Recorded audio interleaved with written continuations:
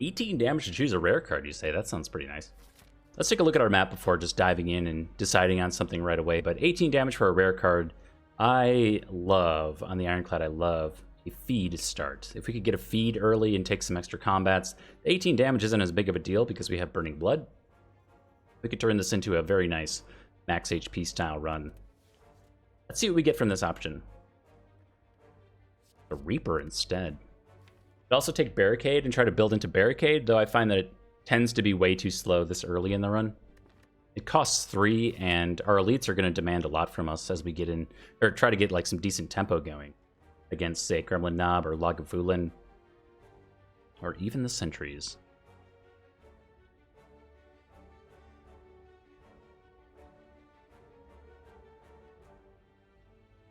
Yeah, these paths are not looking like particularly good either.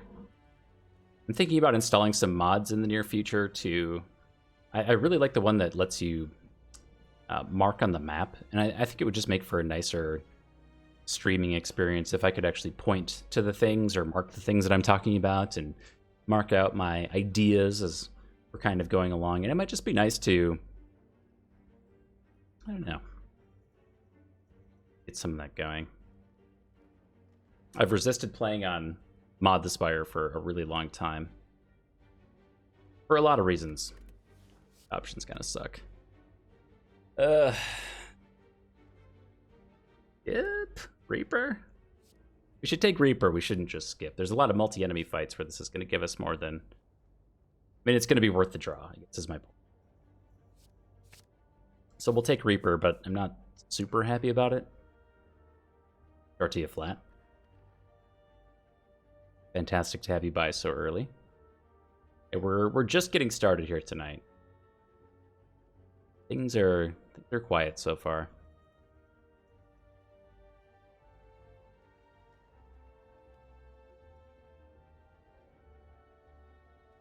Yeah, I might go this way and make some decisions. We could go Campfire into like 2 elites in a late shop. We are going against Hexaghost, so if we bleed some HP as we go through, not the worst thing ever. I just don't really like being bottlenecked this way, because we're going to end up into what would be 2 hard pool fights or a single hard pool fight with a very early shop into an elite. And I don't know. We do have Reaper, so maybe we could take some more risks and go for a 3 elite path, something like this, depending on our HP situation, but then we're way behind on grades, so we'll see how things go.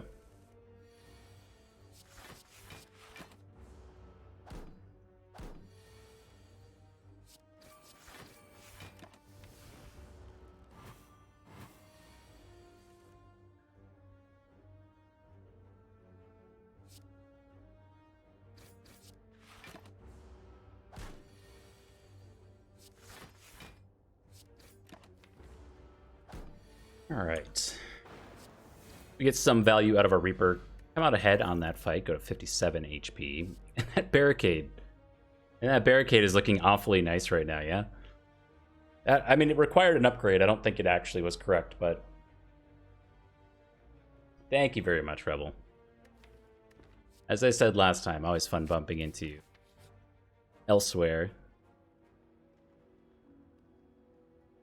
Get rid of attempt defend. We gotta shrug it off already. So I'm feeling like we got the defense thing already covered.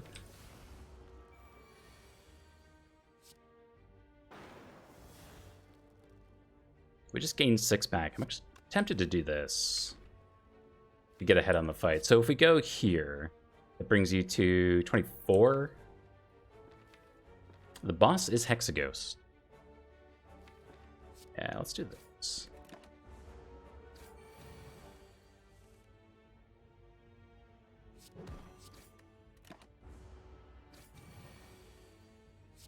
Interesting. Really glad we got rid of that defend. An early Whirlwind, we definitely want that to say plus on it, but it solves some issues for us early on that I kind of like. Let's take it. Saves us from some potentially really mean hard pull fights too. Now, strength scaling with Reaper, of course, is potential not lose condition. Yeah, we do. Interesting. But yeah, I've been watching... I've seen you most in Flex's channel recently. I've been watching Flex for few months now. I usually keep him up in the background when I am at work, just kind of hanging out, getting through the day.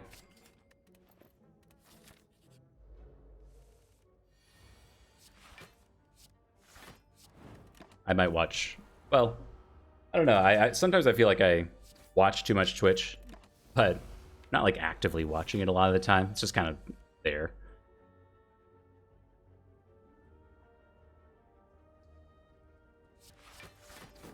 Okay. I also really like a whirlwind because it says X on it. So we can play it to proc things like Ornamental Fan, Kunai Shuriken, that type of thing. Let's see, you say 24, we do exactly 24 damage. Nice, not too bad. Pop back up to 57 HP. And we could take this flex, but I think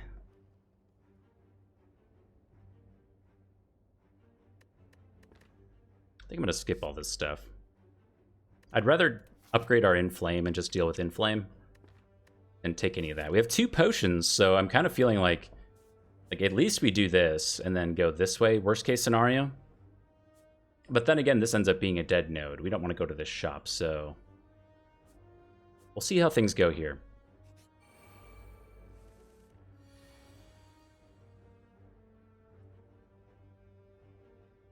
All right, a Sentry's Fight. So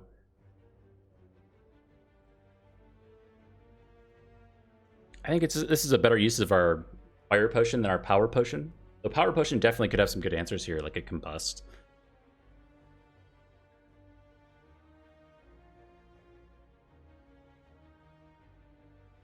If we could save our Power Potion all the way to the Hexagos fight, maybe giving us some strength scaling in Demon form or what have you.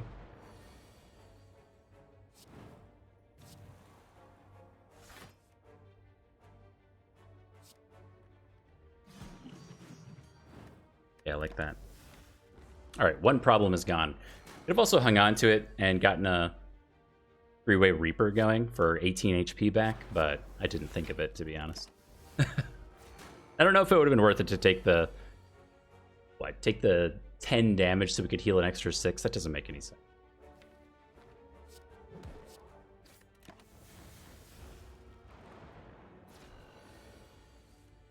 But yeah, I was really enjoying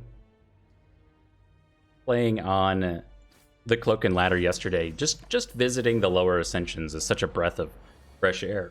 Dude, my voice is... I don't know if my voice is going to make it tonight.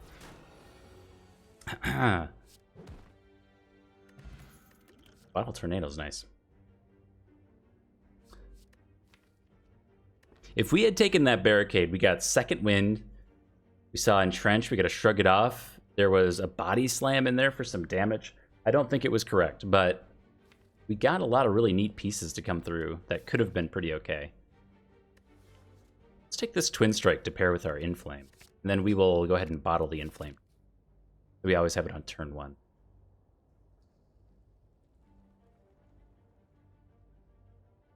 Kind of a slow relic. Kind of makes me want to go this way. Continue to put this Reaper to work, potentially. And we got another potion out of it. So we got 2 potions going into this next elite fight. We shouldn't have to use one here.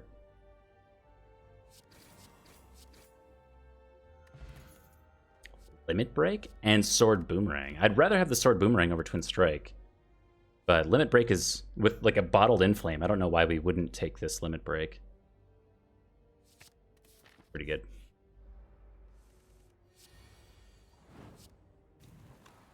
Maybe I should have done colorless first. Use a potion here.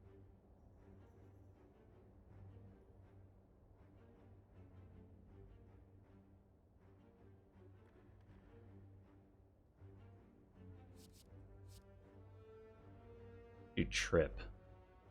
Trip and Swift Strike, both really nice here.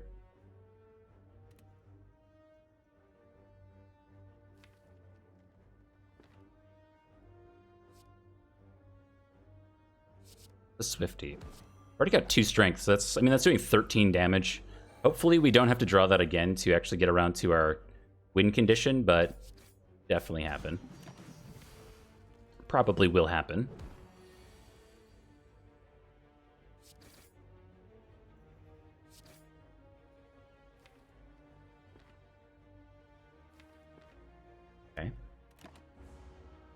So this fight is stinky. Hey, we got Reaper, though.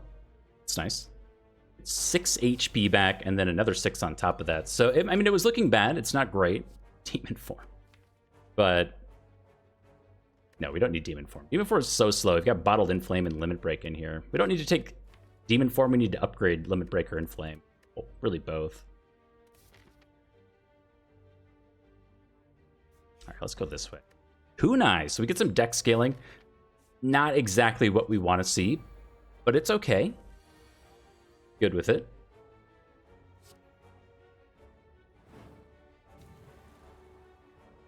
Now, the question is, do we want to use this Power Potion for this fight to try to save some HP? We could get, again, same kind of idea. We could get Combust or something. We used a Fire Potion in the last Sentry's fight, which made it a lot easier. I think I will use it. Fire Breathing is one way out of this fight, as well as just Metallicize to save some HP.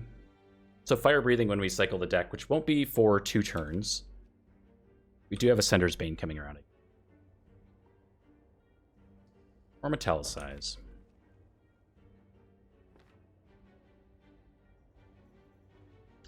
Go here, yeah. So I want to proc our Kunai for next turn. Very tempting just to do this, and this is definitely the best damage. But with Fire Breathing down, we're going to have AoE, which is going to make up for this Whirlwind. So let's get the Dex proc.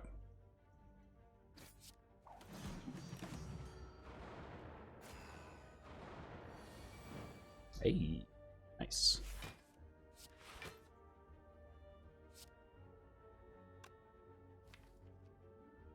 We have Limit Break Reaper for next turn. Maybe we keep this guy around. Actually get an extra 7 HP out of him.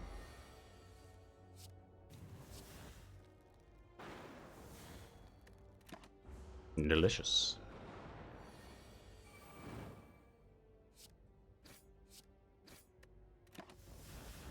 Alright, tea is done. No longer become weakened. Thank you, Ginger. Then... cards. Not exactly what I was looking for. Rage is probably a no. Dark Embrace is probably a no. Warcry is also a no. Just a skip.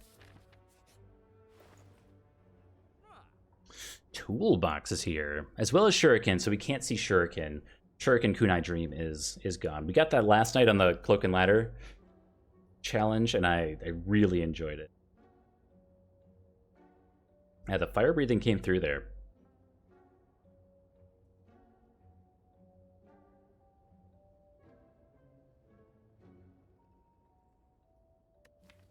I think we do this Toolbox. I really like Toolbox. We don't do Rupture, though I really like the new Rupture. Whenever you lose HP from a card, gain 2 strength.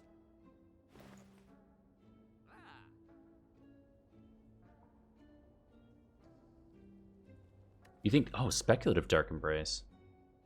It is very good, and so many of the Ironclad's cards say Exhaust on them. So I certainly agree with you that it can be very, very good. Dramatic Inference.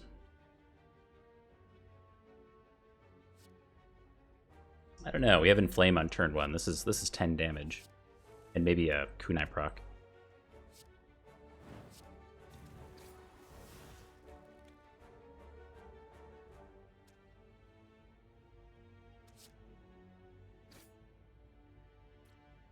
Not do this, then this.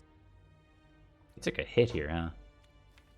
But if we can Reaper after the split, we get a fair amount of HP back. Oh my goodness. All right. Not the worst thing ever. We can definitely split here. What are you doing? 24. This goes to 15, 21. Versus just killing one. This is really coming down to Reaper.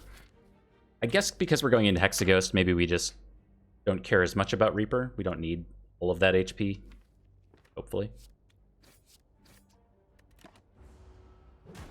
What we really need is to upgrade our limit break so we can scale up some more. Stop. What are you doing? Get out of here. Go back up to 46 HP. Hemokinesis is here. I really like Hemokinesis in general.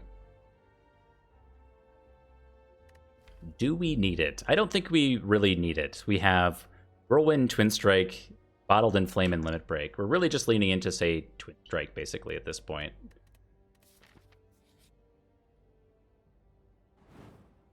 Absolutely remove a card. We will... Give a strike. And one more combat or event.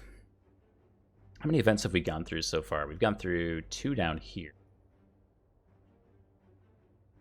I don't think there's very many events that I want out of Act 1. I believe we're just looking for the Golden Idol at this point, if anything.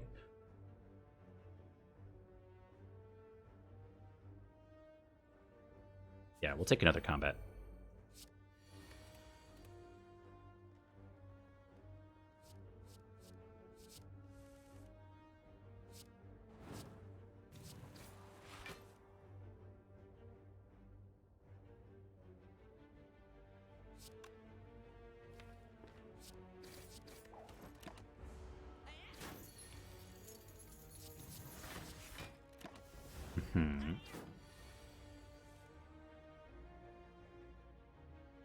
I have to say, like, I think Medical Kit ends up being one of my favorite shop relics to get on the Ironclad.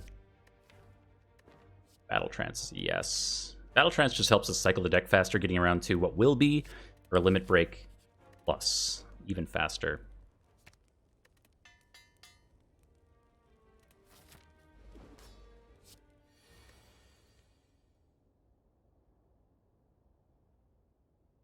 Not be Panache. There's no way we play 5 cards in a turn. We could play 1, 3... Yeah, so we could play Battle Trance, 3 1-cost cards, and Whirlwind to technically block the Panache, I guess. You just take a Dramatic Entrance to get rid of all of these cards, or Jack of all trades. We roll the dice with Jack here. That was incorrect. That's almost worth using the elixir on, but we'll wait for the burns for sure. It's 13 damage now.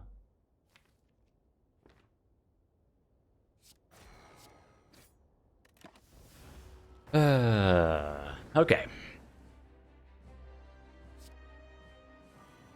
Oh my god. All right, well, that's in the not good category for sure. It's all right. We've got Reaper and we've got Limit Break coming around, and we're already shuffling the deck, so all is not lost. We should take a Dex proc here, though, for sure, over like getting a bash down.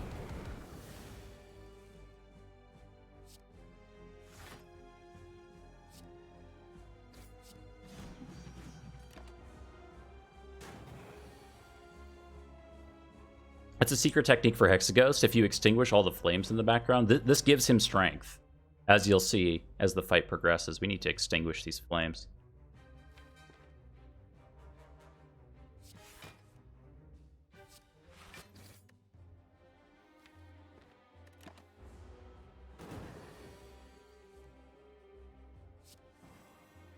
Oh.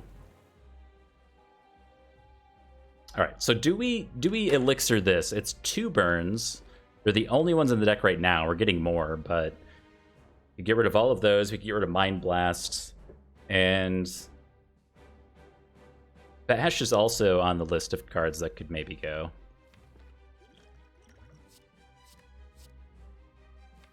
And the Stinky Strike.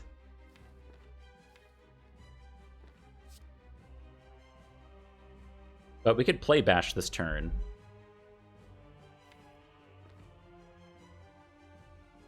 I don't know.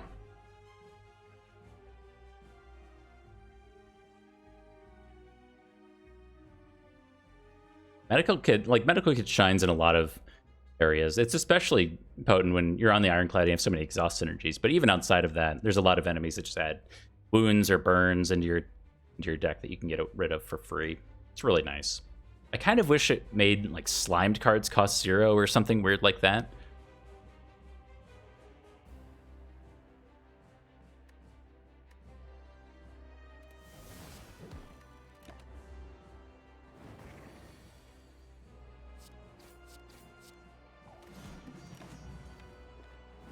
Taking those dex procs when we can get them. And we need to draw around to our Reaper.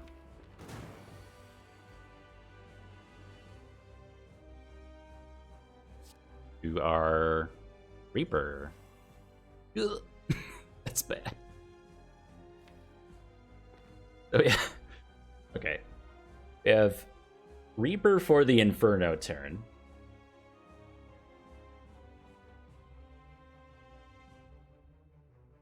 We limit break, shrug, strike. Then we don't die. And we have Reaper defend for next turn, though we kind of need to find lethal. Maybe 16 strength will be enough to get lethal next turn.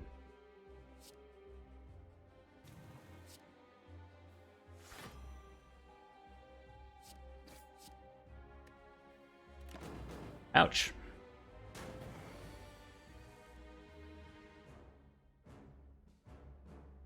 Oh man.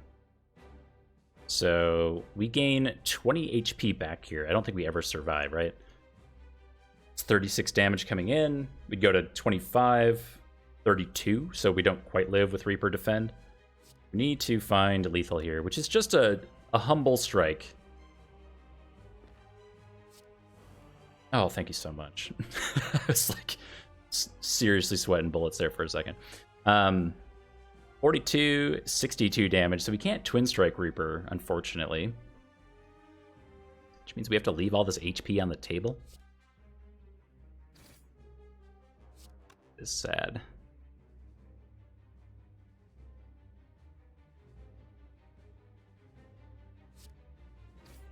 Is what it is. I don't think there's any way around that. Feed is here. I was just talking about Feed. As an execute style card. Reaper Feed with our limit break Bottled in Flame is a neat little way to scale up and work around the fact that we don't have a lot of cards that say block in here.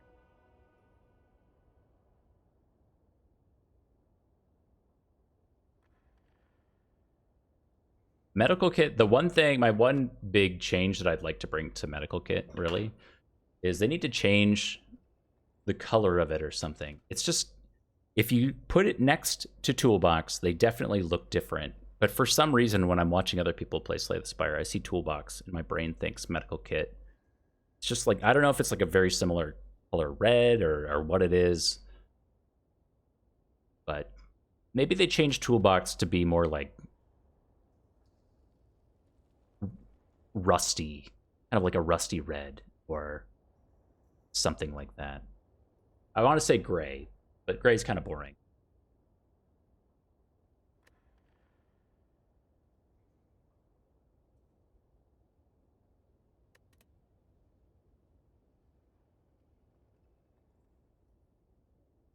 Just farm Act 2 hallways for HP.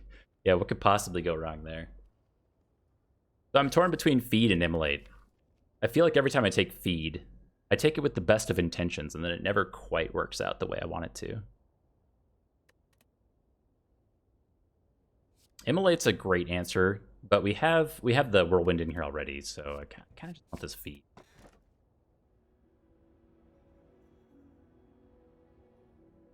Well, I mean, Runic Pyramid is here. We love Runic Pyramid. We can always time our Feed then. We can always time like a really nice Reaper, but Runic Pyramid 3 energy on the Ironclad, who really likes to go to 4 energy, is tough. I don't think we do Calling Bell. Calling Bell is going to give us a common, uncommon, and rare relic, and then Slaver's Caller just doesn't give us any bonus at all until we make it to an elite combat, which is a huge downside as we go into Act 2. The Act 2 hallway fights, especially early on, are going to be a huge challenge for us. Snuffy, thank you very much for the Prime sub. Thank you. First one of the night. Congrats on your burb emote. Thank you, thank you. Yeah, just make it blue or green or something. Just something other than this very specific color of red.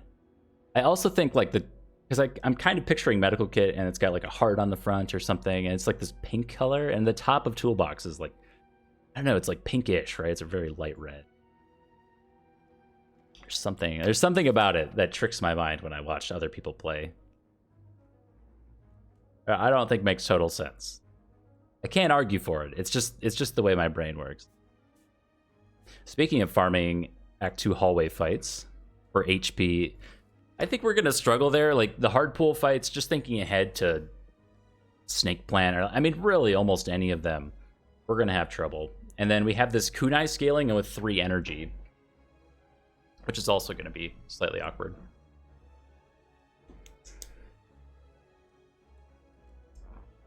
The thing that keeps me coming back to Runic Pyramid on the Ironclad is, like, I've gone to the heart enough times in Ironclad to know that a really well-timed Reaper is a win condition for that fight. It's so much block, you have so much effective HP in this Reaper card, but you have to be able to draw it. And unless you have things like, you know, the Ironclad's gonna have slightly less deck control than something like the Defect, who is the ruler of deck control.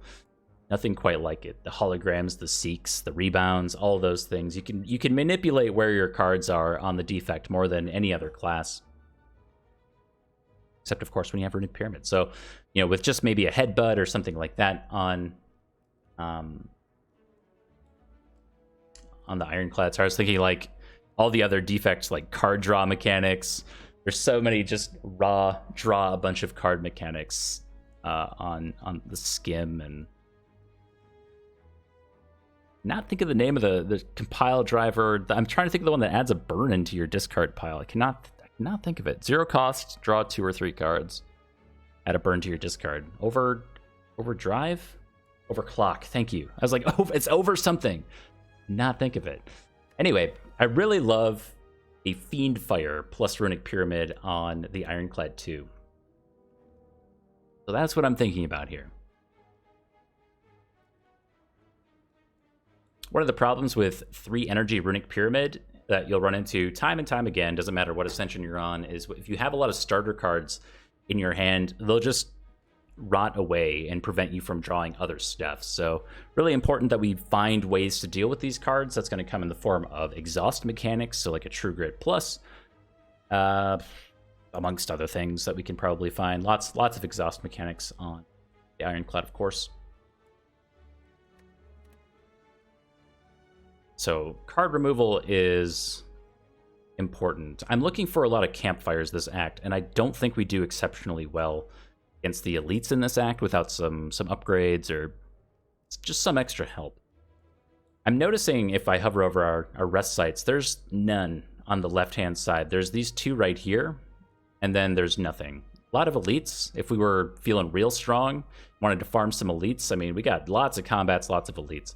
So I'm leaning more towards this very right-hand side. You can see that there's 1, 2, 3, 4 campfires that we can go through. And then we can get up to 2 elites along the way. It does bottleneck us into this elite, but at the very least, we can rest here if we want to. Which leads us to this node here. So we can decide to go to an early shop over here.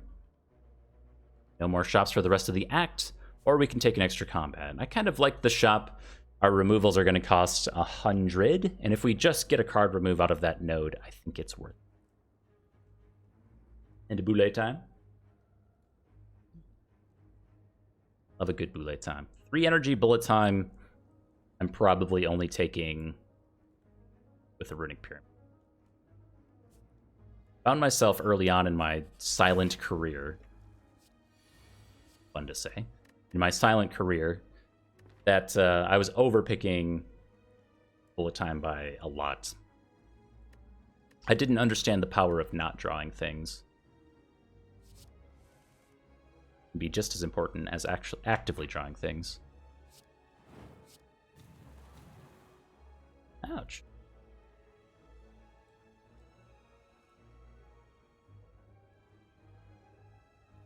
Well, this sucks. I mean, okay. Sure. I took Enlightenment because we have both Reaper and Bash. One of the only ways we're going to get Bash into play is if we make it cost 1. We kind of need it for this fight. Really want to eat the avocado.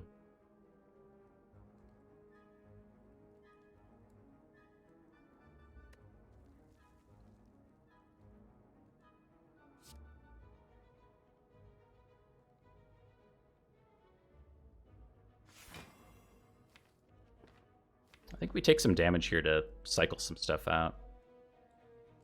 And gain a dex proc to deal with this frail.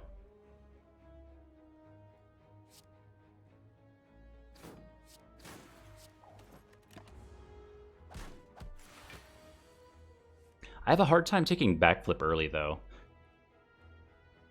Like, so often, backflip is just defend. I don't know.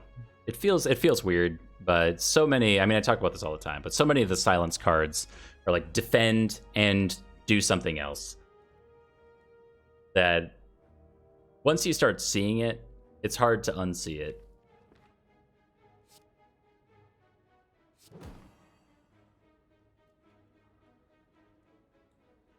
Once you have things like Ascender's Bane and you have all these starter cards, like this is the real sticking point with the silent. I talked about this last night a lot, so I won't go on and on about it. But having so many starter cards in your kit between 5 strikes, 5 defends means that something like a backflip definitely has a place. But I can't get over the mindset that you're adding another defend to an already defend heavy deck. Yes, the whirlwind is what I wanted. So we could do...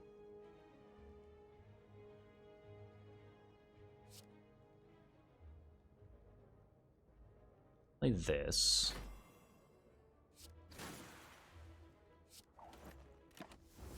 Man, this fight is rough.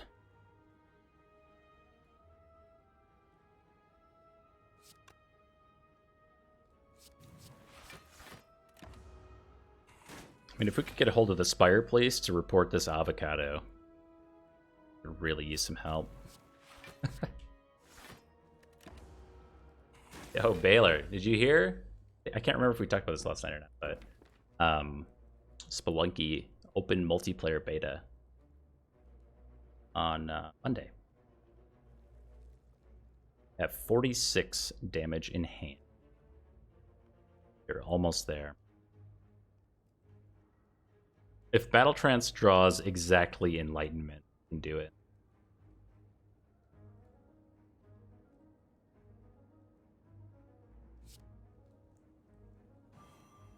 Ugh. So we can Twin Strike Reaper, right?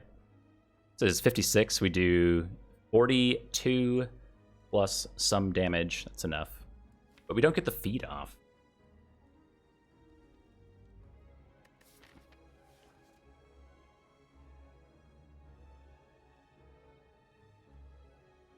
And we can't exactly stack dexterity anymore, and we can't block. So we need to get out of here. We're not taking 21.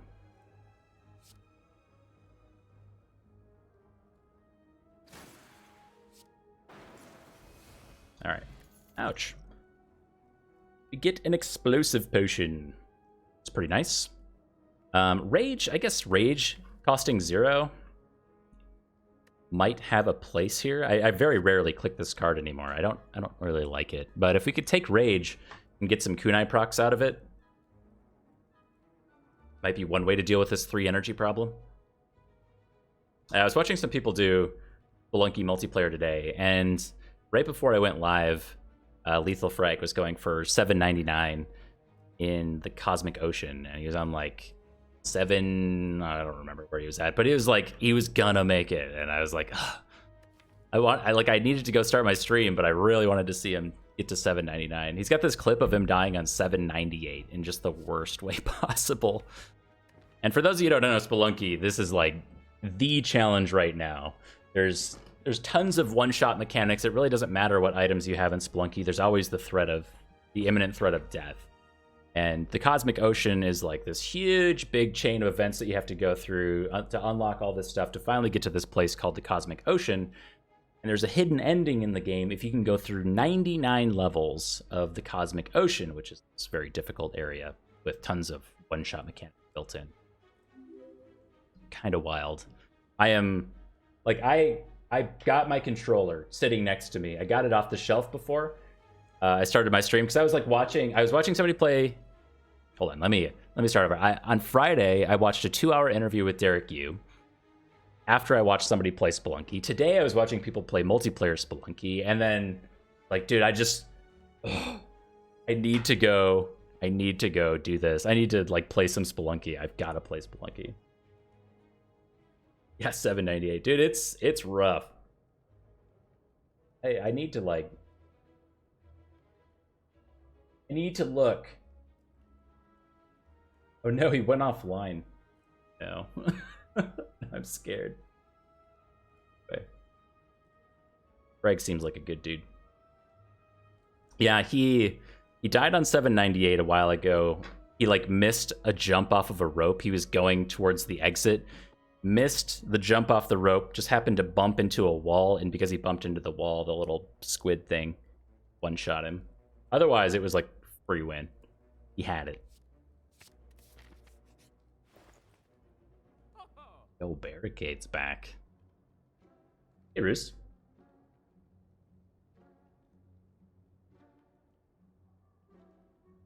Yeah, I saw you playing more Hollow Knight today. Or today? Yesterday? It's the weekend. I don't know what days are anymore. But yeah, I keep wanting to stop by and watch some speedrun stuff, but I cannot foil Hollow Knight. I've had it installed forever. I just haven't got around to playing it yet. I thought our removes were 100. Strawberry waffles. He got it. Oh, you were there. That's great news. Excellent. I hope he got a good hype train or something off of that. I'll have to go watch the VOD later. Polyzoon wants emote only chat. 2 minutes in heaven. I got to get my timer going here on my phone. I don't have a better, sexier way to do it. All right, Polyzoon, 1,250 channel points for 2 minutes in heaven. Sorry, everybody. We'll pick up in just a moment. If you happen to have a favorite emote, now would be the time to give it a little spam. Let's see it. I mean, if there's some burbs out there, I mean, I can throw my own in. We got some new emotes on the channel. Now's like the best time. I don't know. I don't know how to feel about them, to be honest. I feel weird about my own emotes. I just made them because we've had all these. Look at those. They're so bad. We've had these slots forever since the partner stream, and I don't know. They're goofy. I just filled the slots. What more can I say? Is what it is. Very few people, I will say very few people, do the emote only thing. I should probably limit that to a certain number per stream so we don't get too many of them in. Yo, those are good emotes. Oh, I love the Baby Yoda. Yeah. Absolutely. I think one of my, so I've been watching a lot of Spelunky recently. One of my favorite ones to see, there's a lot of variants on the, what is it called? Just the caveman or something like that, whatever it's called in Spelunky. I'm a very big fan of those. Yeah.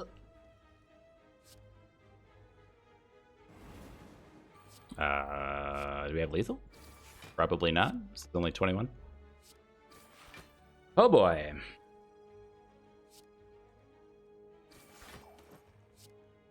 But at least we got this Dark Shackles. And a whole lot of cards that say Dazed on them coming up. Alright, we got a free turn. Free Quody Fingers. We can set up some stuff. And that is 2 minutes. Thank you very much, everybody, for spamming your favorite emote. Always fun to see what else is out there. I have a few channels that I'm subscribed to and hang out in, but I love the creativity on Twitch when it comes to emote. One of my favorite parts of it, for sure.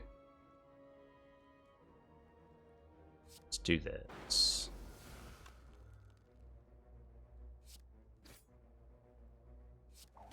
Okay. Then we have lethal with strike feed.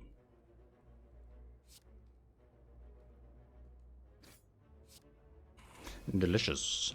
So we got, what, 8 back from Reaper there, 3 from Feed, and then 6 from Burning Blood. So we are definitely doing the thing where you use your HP as a resource.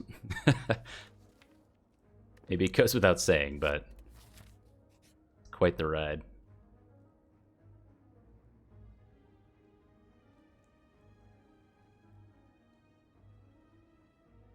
So, okay. Hey, Tabisco. Sorry I didn't say hey. So I popped in when you were doing Hollow Knight, and I saw you were watching someone else's maybe world record attempt on Hollow Knight. I guess this is... I'm fascinated by the world record, or the speedrunning community, but too old to take part, I feel. Is that the general thing that you do in speedrunning? You go, like, find the current world record and just try to do it better? Like, I guess... Is it just the task people that find the new ways to complete things, and then it's up to the speedrunners to just reproduce that as to the best of their ability? Or do you, like, is there any exploration of trying to find new stuff? That makes sense?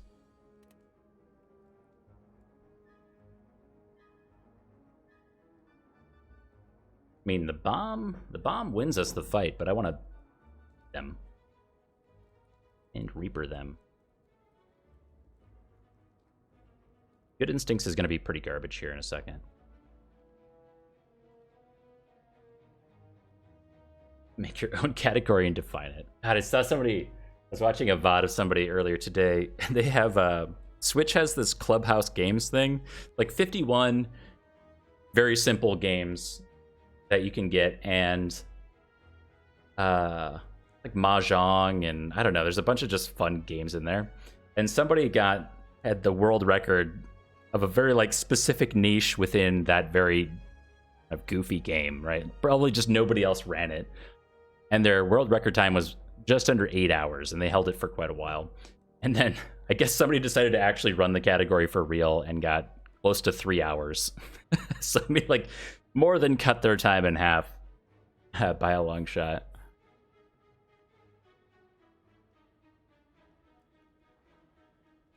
Ocarina of Time speedrunning. Amazing. I met one of my best friends ever to this day. He happened to be my next door neighbor, but we never had that, like, ice breaking moment. We loved games and stuff like that, but we had a mutual friend, and that mutual friend I was talking to one time before I had met my best friend. And I was like, dude, I'm on Ocarina of Time. I cannot beat the Water Temple. I feel like this is a very resonant story with a lot of people who were younger when Ocarina of Time came out. The Water Temple, dude, how do you beat the Water Temple? I got so lost in there, I had no idea how to get through it. And he's like, I know a guy who knows how to beat the Water Temple. And that's how I was introduced to my best friend. He came over, he's like my next door neighbor. I'd never talked to him, walked next door with this mutual friend, came into my house, sat down on my N64, beat the Water Temple for me. And that's how I met your mother, I guess. I don't know. The bomb just wins eventually, but we probably have to take a lot of damage to get there. Right, Good Instincts. Might be a mistake.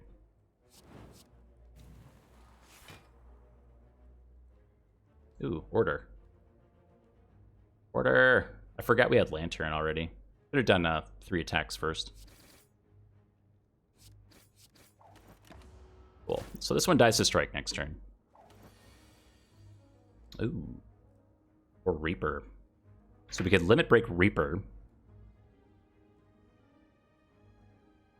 Brings us to 8. We heal back 24. We take 22.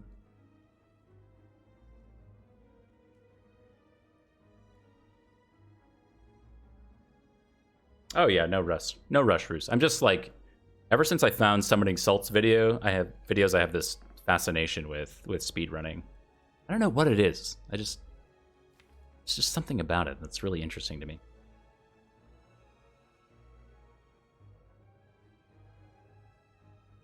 So alternative to Limit Break Reaper, we could Limit Break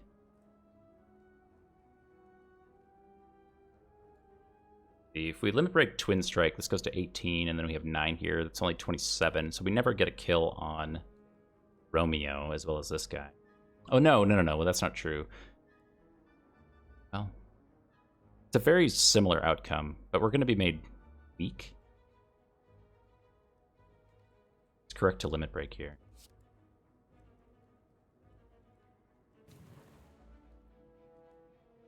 Just this. We do want to set up for feed, of course.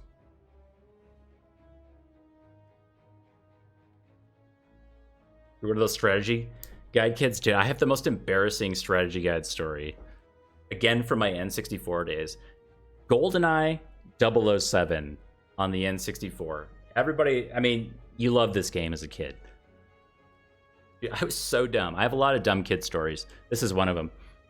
I could not get past the first level in GoldenEye 007. I was playing on like the easiest difficulty. I had lowered the difficulty down. And I was like, dude, I can't. I was talking to my friends. I was like, at school, I'm like, I cannot beat 007. I cannot get past the first level. I run into this gate and there's no way through it. I can't open it. I killed all the enemies. I explored everything. I just cannot get through the gate. And I had gone out and I got the Prima guide or whatever it was at the time to try to figure out how to get through this gate in 007. And I'm just like totally flabbergasted. I'm looking for doors. There's got to be a way around the gate. Talking to my friends, and they're like, no, you just go through the gate. I don't understand. There's no secret. You don't need to kill everybody or anything. So, dumb kid me, if you remember, maybe this will jostle some memories, some deep-seated memories. On the gate in 007, there is the tiniest little, there's the tiniest little lock that you have to shoot with a pistol in order to open the gate. And it's you know, it's like N64. It doesn't flash at you. There's nothing. It's not Call of Duty. You don't slide into the gate and drop kick it open or anything like that. You need to shoot the lock in order for the gate to open. My dumbass could not figure that out as a child. It took me like days and days. I literally bought the guide to try to figure out how to get through this, and I could not figure it out. Look, embarrassing. Oh, we're not made weak. Embarrassing, maybe. But it was a very, like, I don't know. I hope at the very least that resonates deeply with somebody out there. Like, oh man, that was a dumb, but it makes a lot of sense. That's all that I can really ask for.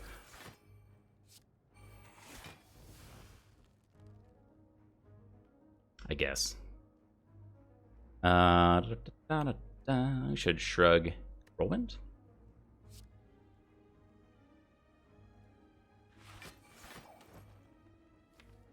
Draw Cindersbane. Ooh.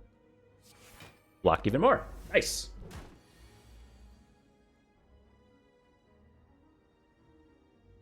Yeah, the N64 was not amazing at, like, I don't know what it was, but they didn't make things flash like that back then. At least to my memory. But anyway, that's my dumb kid story. Thank you for coming to my TED Talk and listening. not too ashamed of it, to be honest. I have a lot of them.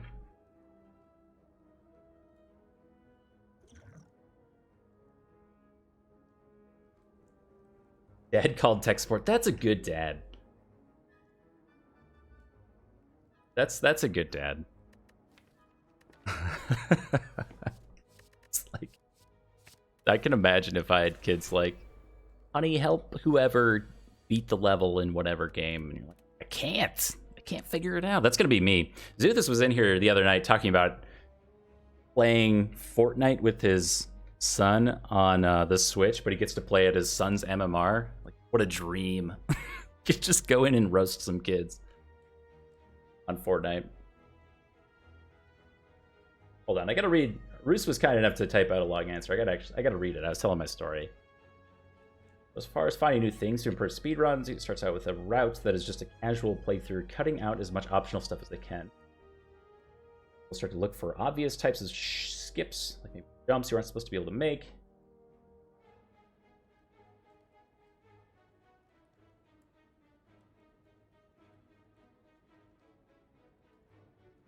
Oh yeah, bombing yourself, yeah, and then there's like an early bomb skip in Super Mario 64 too that I can recall seeing. It's kind of interesting. Yeah, I really like Summoning Salt has taught me most of what I know about speedrunning at this point.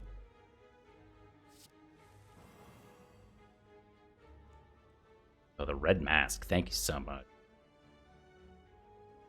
All right, let's just draw something amazing.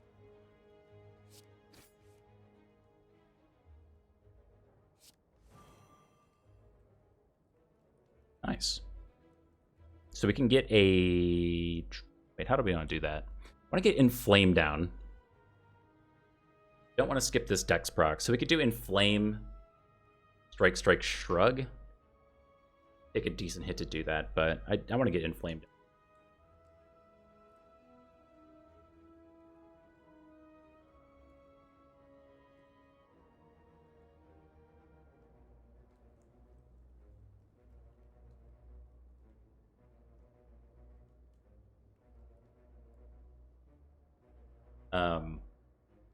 Man, I love it. I don't know. Something about... just something about gaming as a kid. Like, it's interesting. I tried to... I got my girlfriend to play Slay the Spire a single time, but, you know, it just doesn't quite grab other people like it grabs me. Like, I can't help myself but play a bunch of Slay the Spire. Whereas other people, you know, all right, you know, I'm like, oh, it's just a math game. We just do the numbers, you know, this plus this. How do we deal with that? The problem-solving game. But doesn't quite hit the same, you know.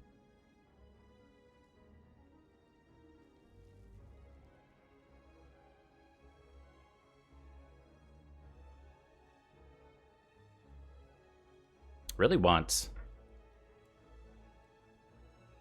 our rage for this turn.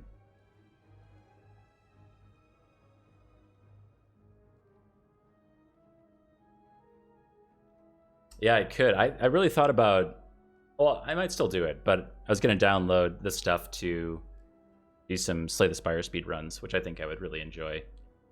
I think it comes down to a matter of time. There's a lot of games that I want to play and get good at, and I certainly recognize, like, speedrunning or just playing fast as a matter of getting better at games in general. So, like, if I ever play Slay the Spire off stream, it's way faster than even if I'm focused on the game, which I'm not right now. But even if I was, I would be playing a lot faster than I am now. Because I'm really just working on, like, muscle memory, trying to get faster, trying to be able to do this. You know, the numbers that we see are very repetitious and, you know, just starts to make sense after a while. The longer you play Slay the Spire, you don't have to sit there and do the math. And you probably should. Maybe you get in trouble sometimes, but, you know, even now I'll be like, oh, that looks like lethal. And it is, usually, hopefully. And I think speedrunning in general, or just kind of being in that mentality, is pretty okay. I like it quite a lot. So I see the value in it.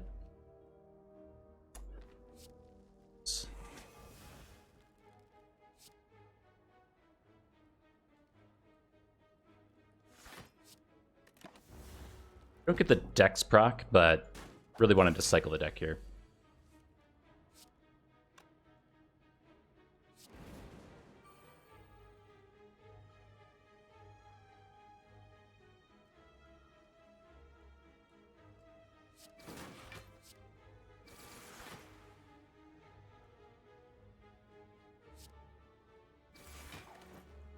Oh, man. But yeah, there's a lot of games that I want to play, a lot of games that I want to play on stream. And that's kind of it's a whole nother problem, is like, okay, there's all this stuff that I want to play, but I don't really have the time to play it all.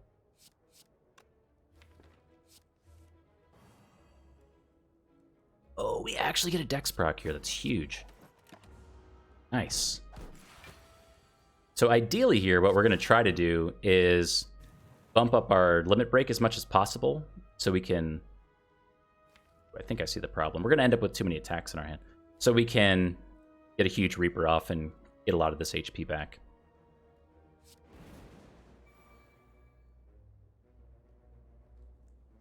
Like this. And getting Reaper to, say, 64 damage is going to be maybe too big of an ask for this deck.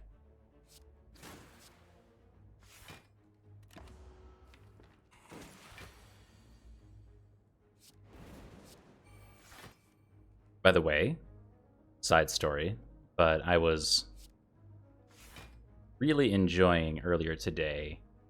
Yes, if you happen to know Chris Cornell of Soundgarden and Audio Slave and other fame, I guess his family released an album, posthumous album. It is a real treat.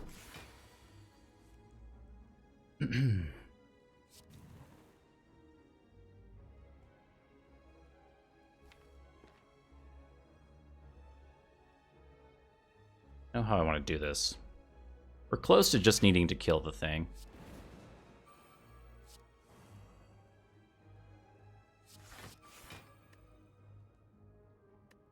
Dude. We might have to take the 20. We'll go one more. You can only draw one card. We'll go one more, and we gotta kill next turn. Or do we? Yeah, we do.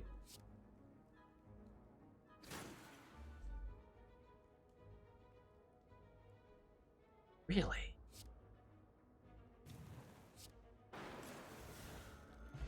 I mean, that's pretty nice.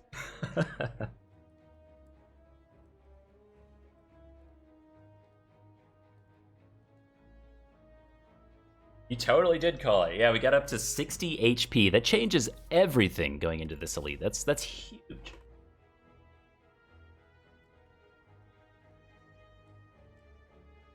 Yeah, strawberry waffles. I love going for 100% in games. I did that earlier this year with Hades. Indie Game of the Year, by the way. Totally earned. Love Hades. I tried streaming Hades a few times, but didn't go quite as well as I had hoped. So I didn't end up streaming Hades a lot, but I had hoped to climb the heat even more. And man, I just could not get enough of Hades. So good. Grr. Hades should have been Game of the Year. What was Game of the Year? And also Spelunky 2 was not... I don't think it won anything. But yeah, I love going for 100%. So I got 100% in Hades. They had really good achievements there. Some of them were a bit grindy, but... Oh, The Last of Us 2? Oh. I don't know. Maybe it's amazing. I don't play those games. I don't have a console.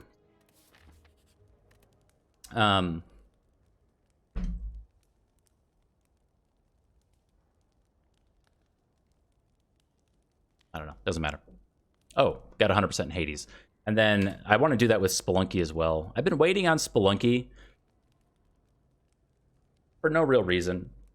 Actually, there is a reason. It's because the World of Warcraft expansion came out, and I couldn't help myself.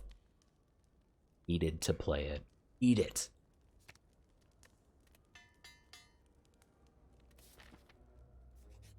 But yeah, love.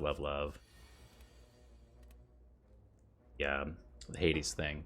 I don't know what I'm going to do with Hades if they continue to support it and add more things into the game. I don't really know how they will, but, you know, there's some pretty high heat cosmetics and stuff. There's a lot of grindy cosmetic stuff you can get, which I like. I like that it's there. I like that it exists, but I don't have a lot of drive to actually do it.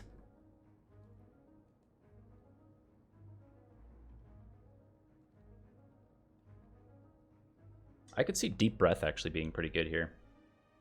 So if we get a limit breakdown early, then we can quick shuffle the discard pile. And we don't get any status cards put into our deck in this fight in particular, so Deep Breath could be okay. As well as just draw 3. But do the Deep Breath. Yeah.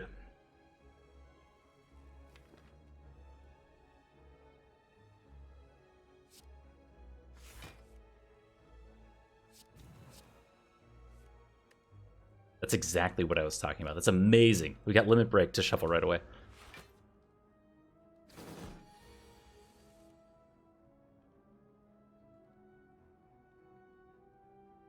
I remember The Last of Us 2 had some weird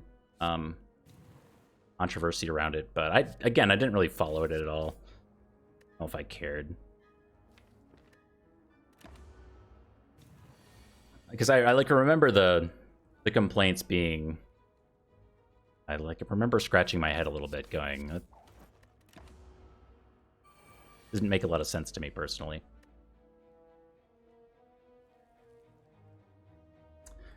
So we want to both Reaper and feed this fight. I think this is a good Reaper. We can Reaper Whirlwind, I think. Yeah, definitely. 12 strength. Reaper Whirlwind, go to full HP, and then we're set up pretty well for Sword Boomerang feed for next turn, but admittedly I'm not doing the math to see if that exactly works out. Sword Boomerang might be too strong. Nope.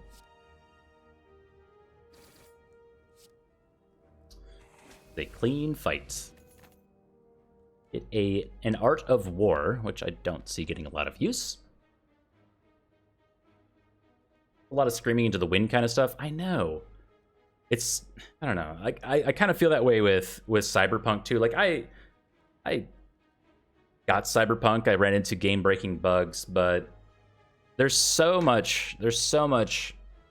I feel like there's more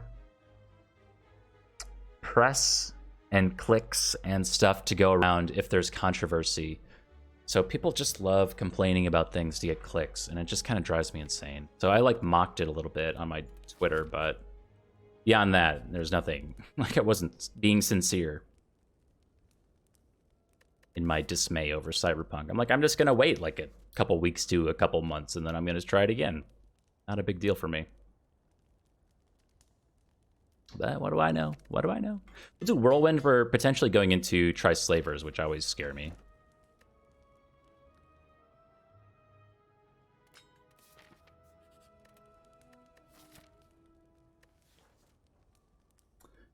Last upgrade before what is at least 3 combats. I like getting a Rage upgrade. I like getting a Sword Boomerang, as well as Feed. I have a hard time upgrading Feed, I find. Not because I don't value it, but because I want other stuff upgraded first. Awkward. Maybe we do Sword Boomerang first for some Book of Stabbing insurance. And we have this Bottled in Flames, so I mean, this is always pretty amazing.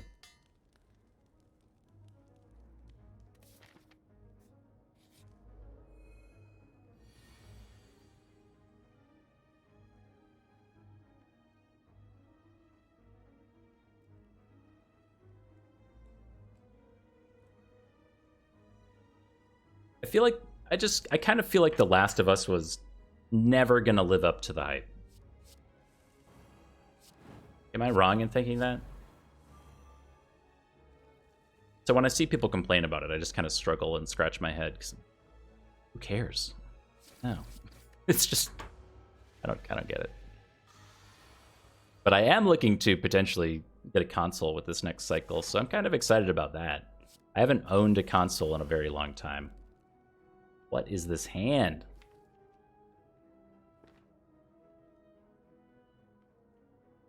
I need like an emote that's just a hand. Like, look at this hand. Look at this hand. I've also said things like, try to imagine a situation outside of Slay the Spire where you're talking about the size of your deck and whether it's good or bad. 1836 plus 24, 60 damage. We're 3 short, I think.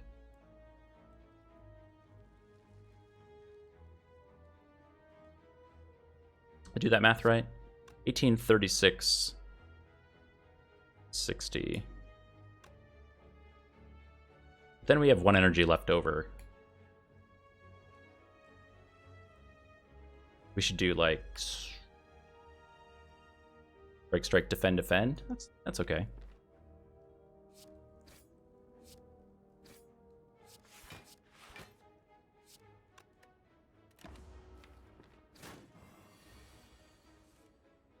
Oh my goodness. You're doing too much damage. So this is 1836, too much. This is 28.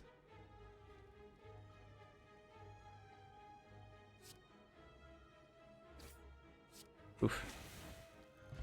My brain is just stalling out. I was like, that's 28, right? I'm pretty sure that's 28. Third Shrug It Off. Sure. Metallicized Plus is pretty cute. I like Metallicized quite a lot. I think I overvalue it by a mile.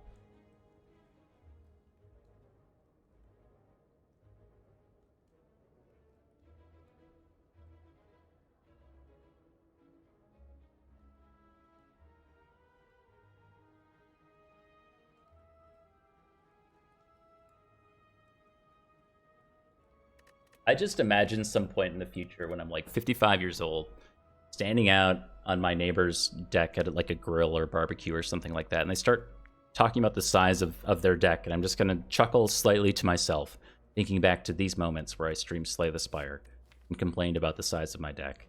And it won't be a translatable chuckle, and it will be a little awkward, but that's okay, because I'll know.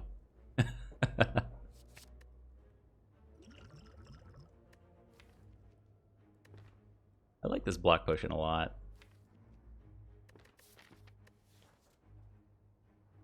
We want explosive potion for slavers. We want strength potion for probably collector. I'm not sure where block potion actually fits in, though I think it has use. Block potion on both of these elites is going to be important.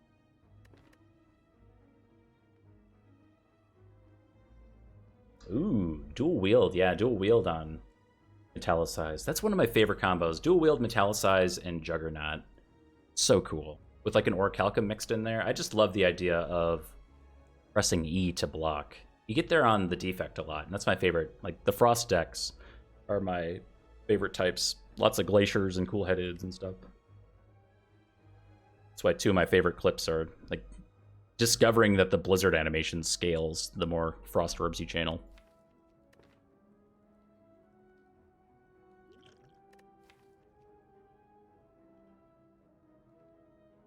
Maybe we need the Strength Potion the least here. I really like it for some Limit Break scaling. Yeah, this is exactly why I wanted the Block Potion. Hand of Greed competes with Feed, so we're never doing that. Transmutation may have some memes inside. Looking for, like, specifically Dark Shackles for this fight. But this fight is going to ask us to go fast. I don't think Madness is great here, but... Nice.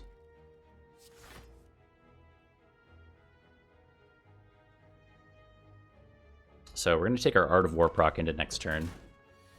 The wounds, like, even taking a wound there is kind of a huge deal, though, I think.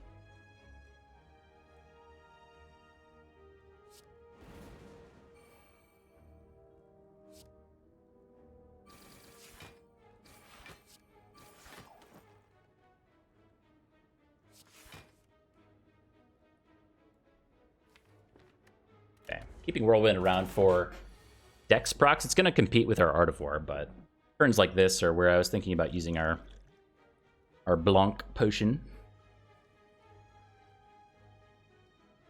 And then we're setting up lethal with, like, Bash Twin Strike here. We're taking a decent hit, though. So...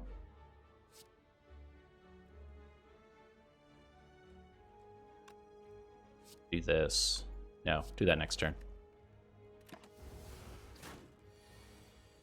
Took a Madness from Toolbox. This looks like lethal.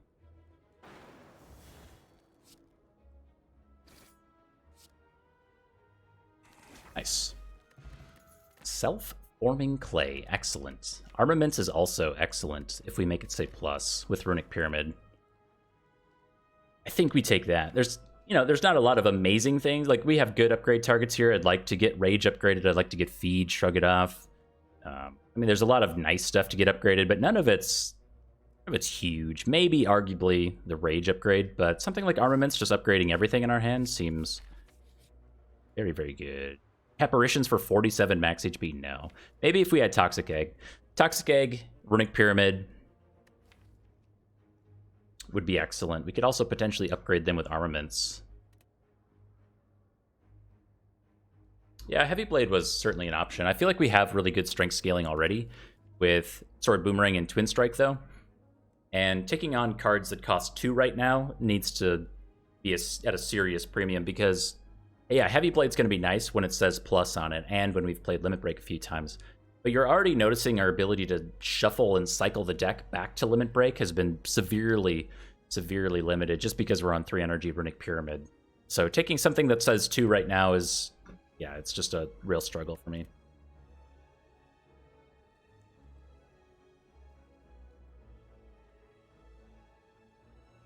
69 viewers? Oh, I have my viewers thing hidden.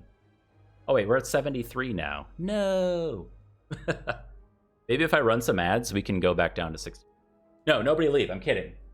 Kidding. Glad you're here.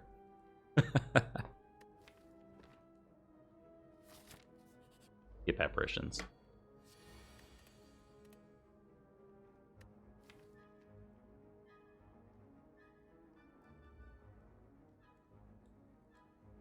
No, they're all leaving. My concurrence, no.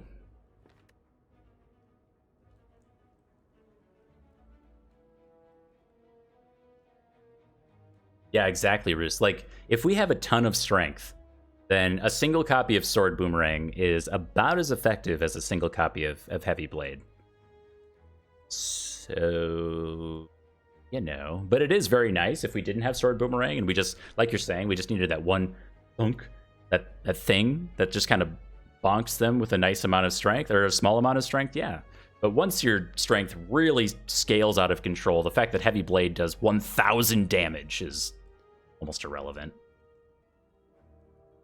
No, we lost one. We're hanging out for a bit. All right, a lot of competing ideas here. Enlightenment is going to make our Bash and Reaper cost 1, which is kind of nice. Sadistic Nature, we don't have to draw again, which is also very nice. But doesn't really do anything this fight outside of exactly Bash. So I guess we'll take Inflame. I don't love it. It's kind of where we're at. This fight's mean. I don't like this.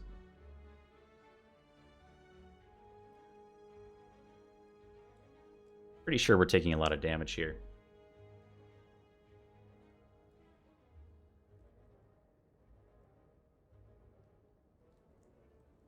That's a good screenshot for Reddit. I should make another meme to put on Reddit. My last couple memes were a huge hit on Reddit.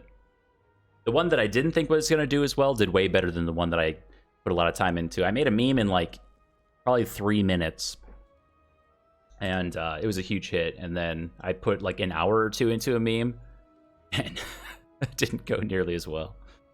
That's definitely how it goes. I don't know if I still have them anymore on my desktop. I still have them around. I have one of them anyway. If you guys haven't seen it, this is probably from like a year ago. I made this meme. This is the one that took like an hour or 2 to do because I don't know, I was doing it in GIMP on my MacBook with a trackpad. So I took this Slay the Spire thing. And yes, I recognize in hindsight that it should say Sneck, not Snake. But it's a cross-reference. Spire Snakes rule. And then I took the jacket and hair from Fallout and put it on Snecko. I thought it was a hit.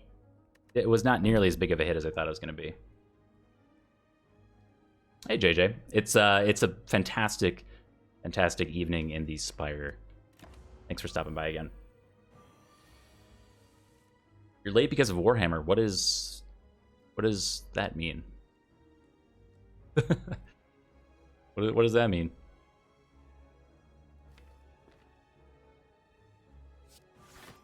What do that mean? I saw that there was that new one that was announced on the Game Awards show, but did not see it for myself. Let's see here. So we can Enlightenment, Limit Break, Reaper, Feed. This is going to say 10. This is going to say 16. So 26. We actually don't get a kill here. If we do Limit Break, Whirlwind, we do take a big hit. We could do Enlightenment, Bash,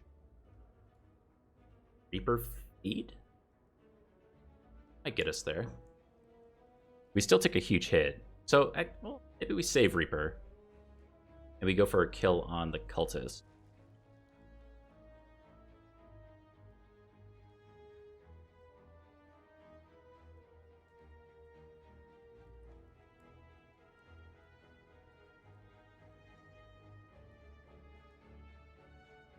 Why Reaper this turn? I don't know. Just wanted some AoE damage. I don't think we need to. It's mostly because it was going to pair well with Feed. But I don't think it's amazing. Oh, Omni! Oh, the Prime Subby is back. Welcome back to the Herb Gang, my friend.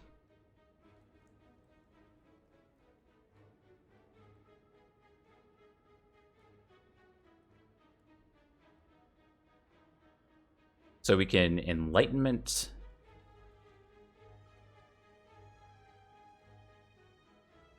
Limit Break, Bash Whirlwind, or we could do Bash Rug. Ugh, I think it always starts with Enlightenment. And also Bash here. So this says 18 on it. That's nice. Ooh, we actually just kill with Feed.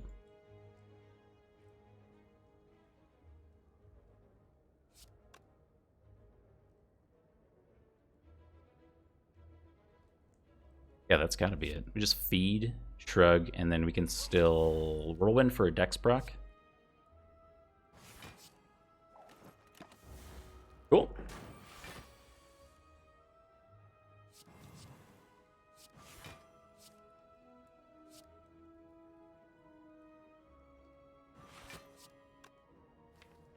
Oh my dog. Alright. Do some of those dazed cards and actually shuffle the deck here. Got an Art of War proc. Oh, if we block 31. Probably not. You can see if we have lethal with a Reaper mixed in. This is 36 plus 22. Yeah, we don't get there.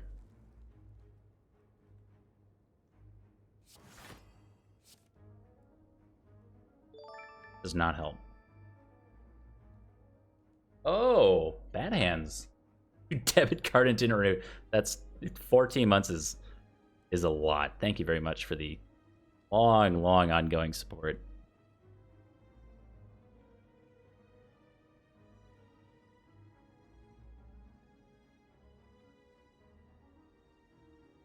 I feel like Twitch is running ads on my channel. I had this problem last night. Is anybody not subscribed getting blasted with ads?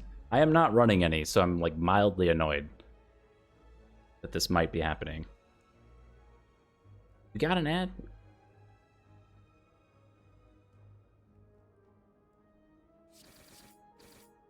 Well, my apologies. Like I'm genuinely not running any. I keep seeing this. I have this notification, so if you run ads on your channel, the pre-rolls, so when people enter your channel for the first time that aren't subscribed, they get blasted with an ad. So like if you're trying to find new channels on Twitch, it's like really annoying because just keep hitting ads and there's nothing you can do about it. Anyway, so you can turn that off if you run ads. And I keep getting this notification that pre-roll ads are turned off, and I'm like, that only happens if I run ads, and I'm not running ads. Anyway. Yo, second in Flame Plus. Yeah, let's do that. Things you love to see. .jpg.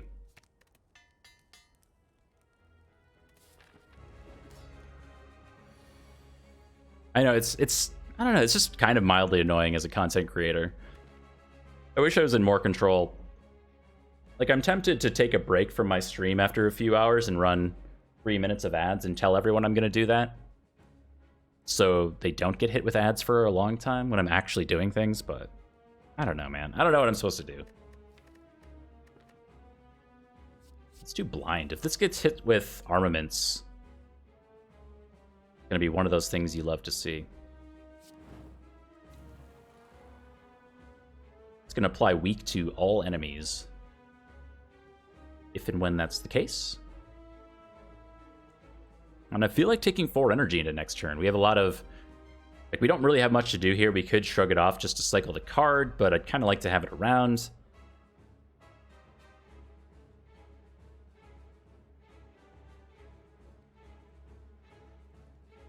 Yeah, I know. I don't know how to feel about them kind of going nuts with ads. Like, I know that, like, you gotta make money. YouTube is also going nuts with ads, so I think it has to be an issue with hosting and distributing video-based content like that, right? There's just got to be some kind of scalability issue or something going on. But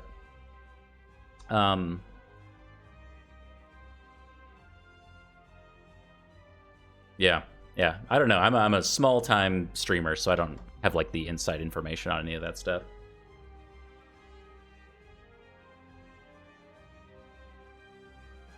Yeah, I have it turned off, so like subscribers to my channel should never see an ad. I don't really like the idea of having that turned on ever, but yeah, ads do support me directly, but you know, it's one of those things that scales with the amount of viewers you have. So even if I hit like 100 viewers in a night, if one person drops a Prime sub, it makes up for like weeks of ads on my channel. So it's like minimal. I think throughout my years of streaming, ads have given me the least amount of return. But I don't, like I said, I don't run ads, so it's kind of my own fault, I guess.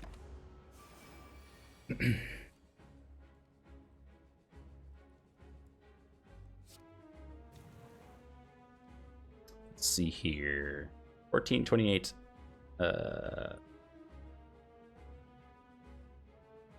Just kill these torch heads with Whirlwind. Call it a day. Doesn't need to hit with armaments. Like to get that armaments into hand. So maybe we Whirlwind and then Battle Trance just to get rid of Battle Trance in the hand too.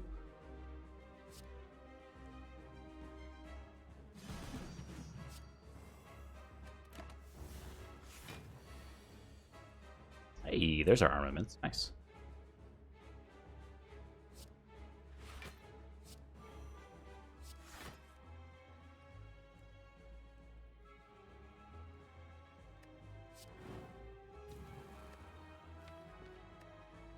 We could have full blocked, but I'd rather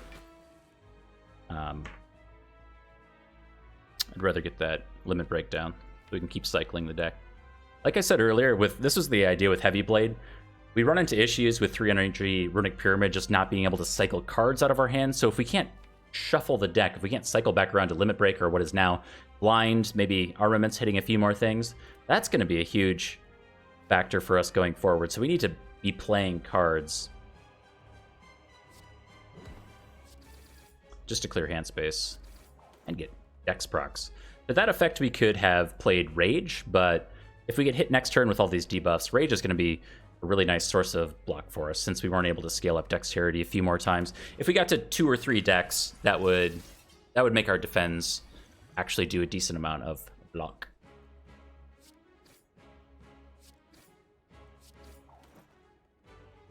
We're actually almost out of the fight already with just 9 strength.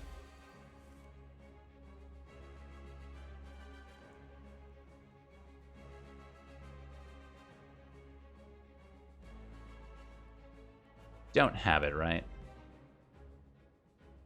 Yeah, we'd have to go next turn.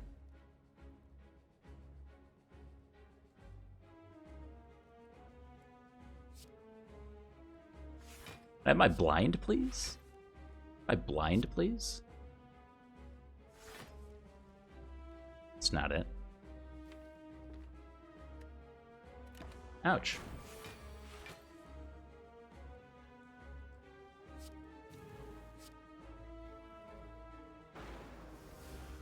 Delicious. +4 max HP. We made it to 100. Second copy of Limit Break. Second copy of Reaper.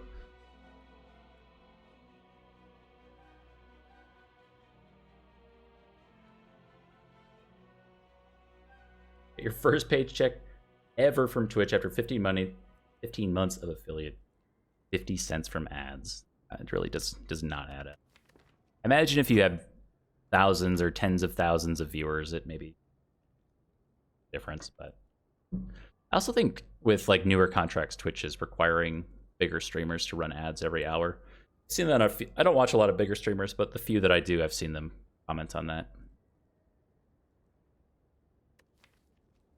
I feel like second Reaper with this much HP going into heart fights and things like Donu and Deka and whatnot. That's gonna be a really nice card that says block on it. A lot of effective HP, but second limit break just gets us out of fights so much faster. Without a headbutt or a headbutt or a headbutt, getting back to limit break, as we've seen, is a challenge. We really need things that like exhaust cards at this point so we can get rid of them. Grit Plus being a really nice thing for us to get. And just going to a shop and removing strikes and stuff. I don't know about Fiendfire, but I add Purity to this deck.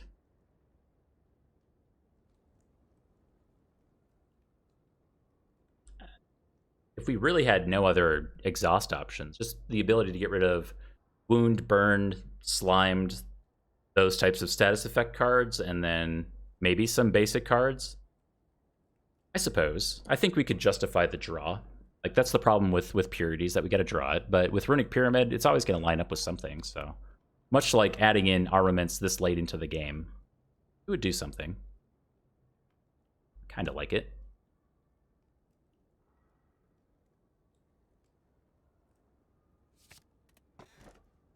Ugh. Alright, 4 energy presents itself as a Sozu. Sozu only.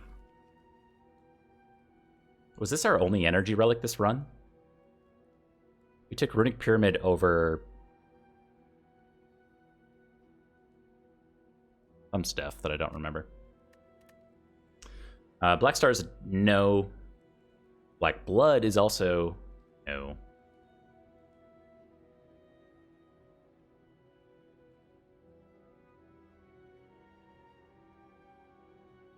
Guess it's Sozu. I don't love our potion situation right now. Stop spamming me with these ad messages. Anyway. Got our Empowered Elite over here to the right-hand side in a really nice spot, so we can go Campfire Elite, Campfire if we want to. But we need to get all of our key pieces this act. We need to recall, get our Emerald key piece, and then our Sapphire key piece. So I really love this early shop. I think we've got a nice start to the act, and we'll make some decisions once we get to about this point. We can go farm a few more fights, try to get some max HP with feed. But it's going to depend slightly, at least, on what happens in the shop. Let's take a panic button so we can actually deal with this spiker at a certain point.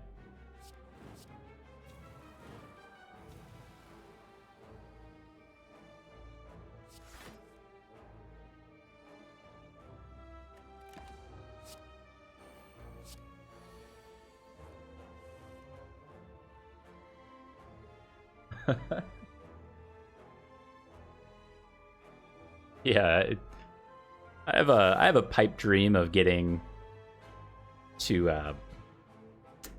God, what do you call it? Monetization on YouTube.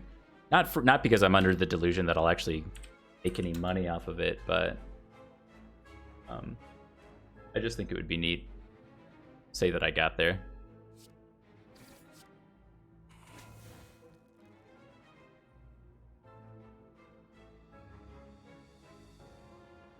Wait, was this the panic button turn? If that was the case, we should have done like a bigger whirlwind.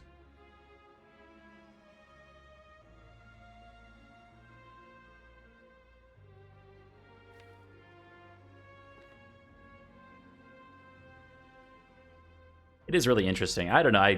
This is one of the reasons why I want to do like a little podcasty style thing, because I have a lot of just kind of passive thoughts about content creation in general.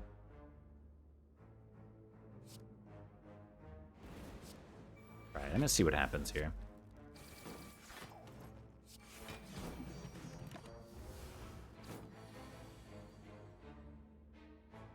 Trying to monetize rhythm game content.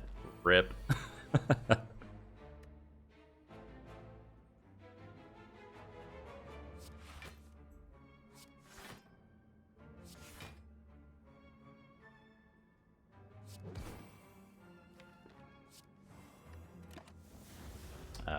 Cards that say block, please.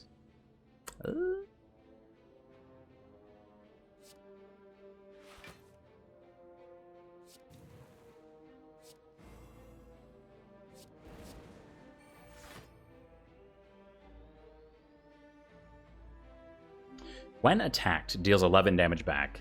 Whenever you play an attack this turn, gain 5 block. What happens first, Rage or Thorns? It's Thorns? Do the math.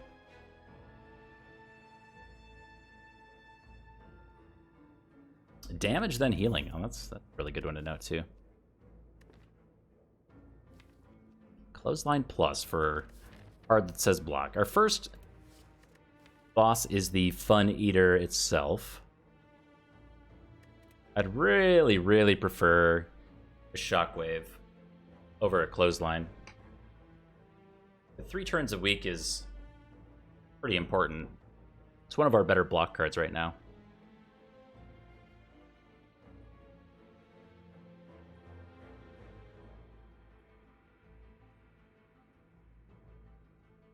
Yeah, it's so weird how Sharp Hide on the Guardian and Thorns do such a similar effect, but they're totally different. And that was a huge learning curve. And I feel like the text on them is similar, but I can't quite recall. I don't think it's the same. But it's confusing. Like I remember not using Sword Boomerang against the Guardian forever. Because I thought it was going to do so much damage back to me. It's only the single bit. Let's look for something better than Clothesline. Though it does say plus on it, but...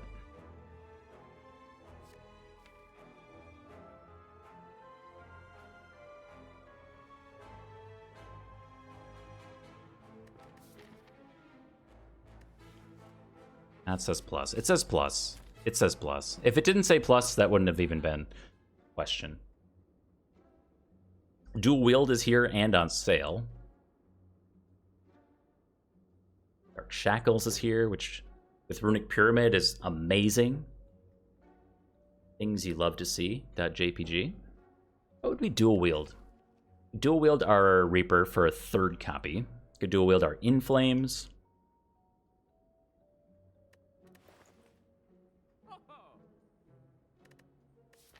It's kind of cute. And I think with 4 energy, we get a lot of that stuff off more often. Offering is also here.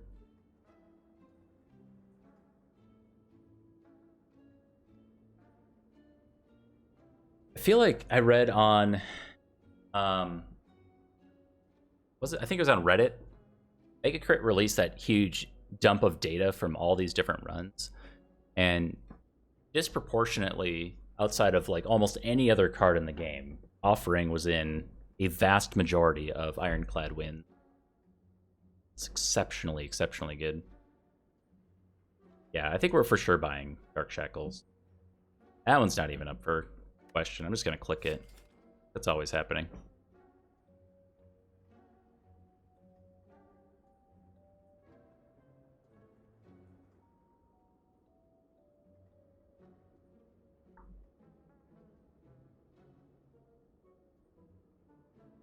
I want strike remove too. We didn't get the cards that say exhaust here. I'm going to keep these defends around. This dual wield. I feel like dual wield you need to say... It needs to say plus on it. We could also just dual wield Sword Boomerang after we do some strength scaling things. And dual wield our Feed. There's a lot of good things here. I'm going to give it a shot. I'll regret it, but...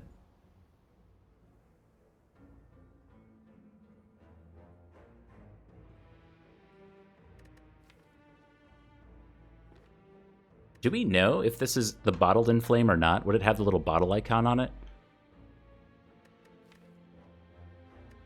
I think we can get rid of a Shrug It Off. We have 3 of them. Yeah, if we had just like 2 Shrug It Offs, this would hurt, but I don't think we can lose bottled stuff. Okay, well, that's nice. That's good to know. How many hours do I have in Slay the Spire? Somewhere north of 1,000. Definitely not as many as some, but more than some others. The shopkeeper is the same race? Race? Species? Are they different? I don't know. They all the same?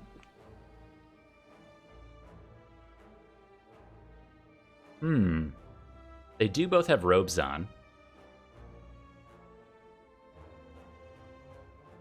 I have to think about this. I have to go deep into my lore.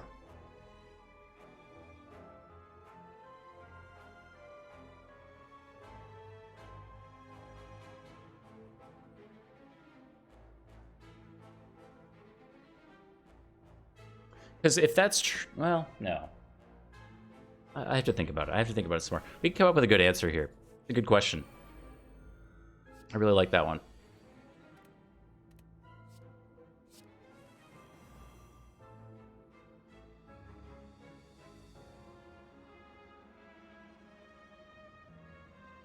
Yeah, they're greenish, and then we have, because like the Watcher and Time Eater are from the same, whatever they were, organization or something.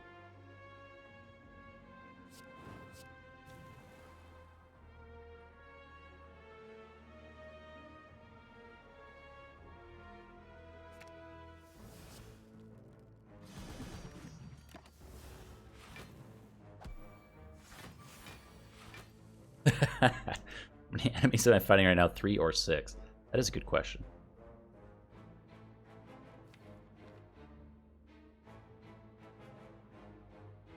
Hopefully just 3. The trick is, like, we want to get beat off here. We draw with Battle Trance first. They wanted Rage. Make this turn a lot easier. Yeah, exactly. Somewhere between 3 and Infinity. Depends on the character. Depends on the deck. And we can't farm these guys with feed. We can only get a single feed off, fortunately.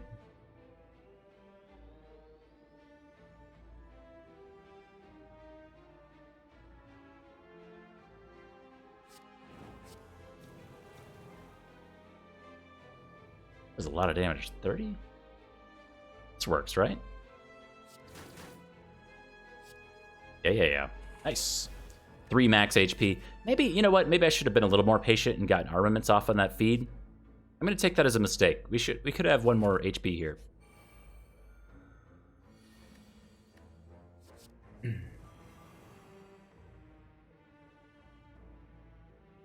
I think it's really interesting that the Darklings fight is both an easy pool and hard pool fight. You can fight the Darklings here, and you can also fight them here. I don't believe there are any more fights like that in Slay the Spire.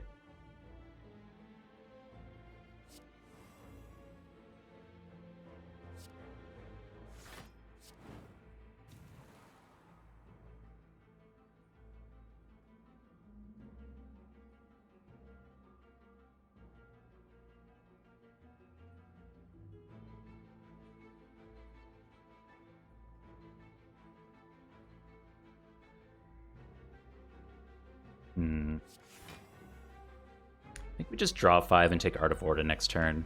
It's like, I'm debating whether I want to do this Sword Boomerang. Could do Good Instincts and Sword Boomerang, but it's going to cost us 2 energy to do that, and it's not a terribly impressive Sword Boomerang with 4 enemies on the field. What we are going to try to do is dual wield Feed, which means we should have saved armaments there.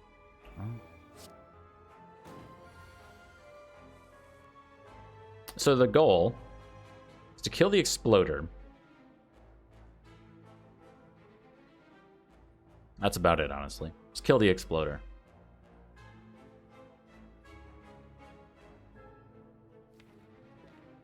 And then we'll feed off the rest of them. Sorry, infinite scaling.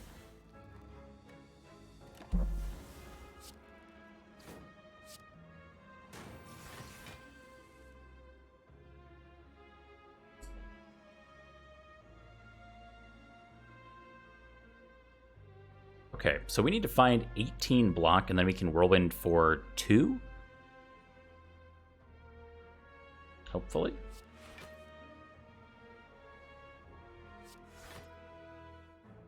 Get close enough.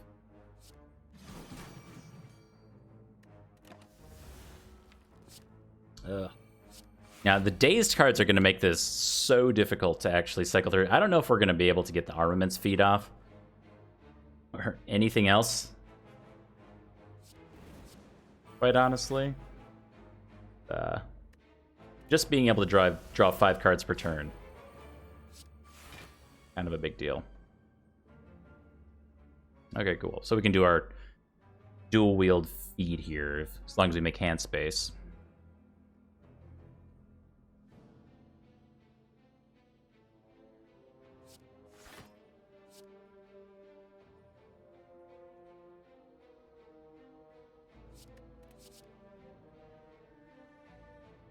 Delicious. Yeah, we can't get through these dazed cards. No way.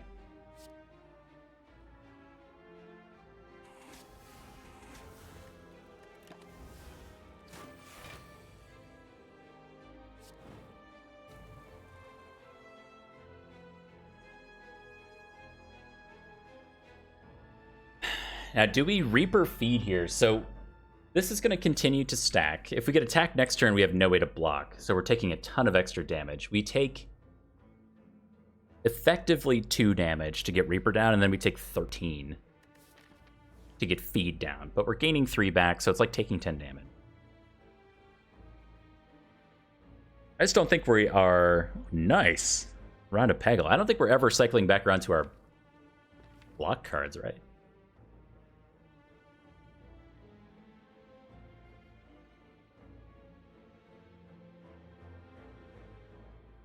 Because we're only drawing 3, and we're not... Yeah, I think we have to go here.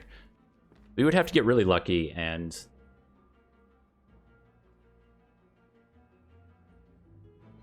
just not get attacked for a while.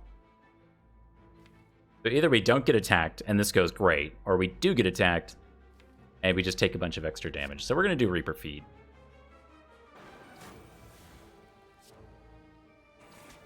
Ouch. Volva's here.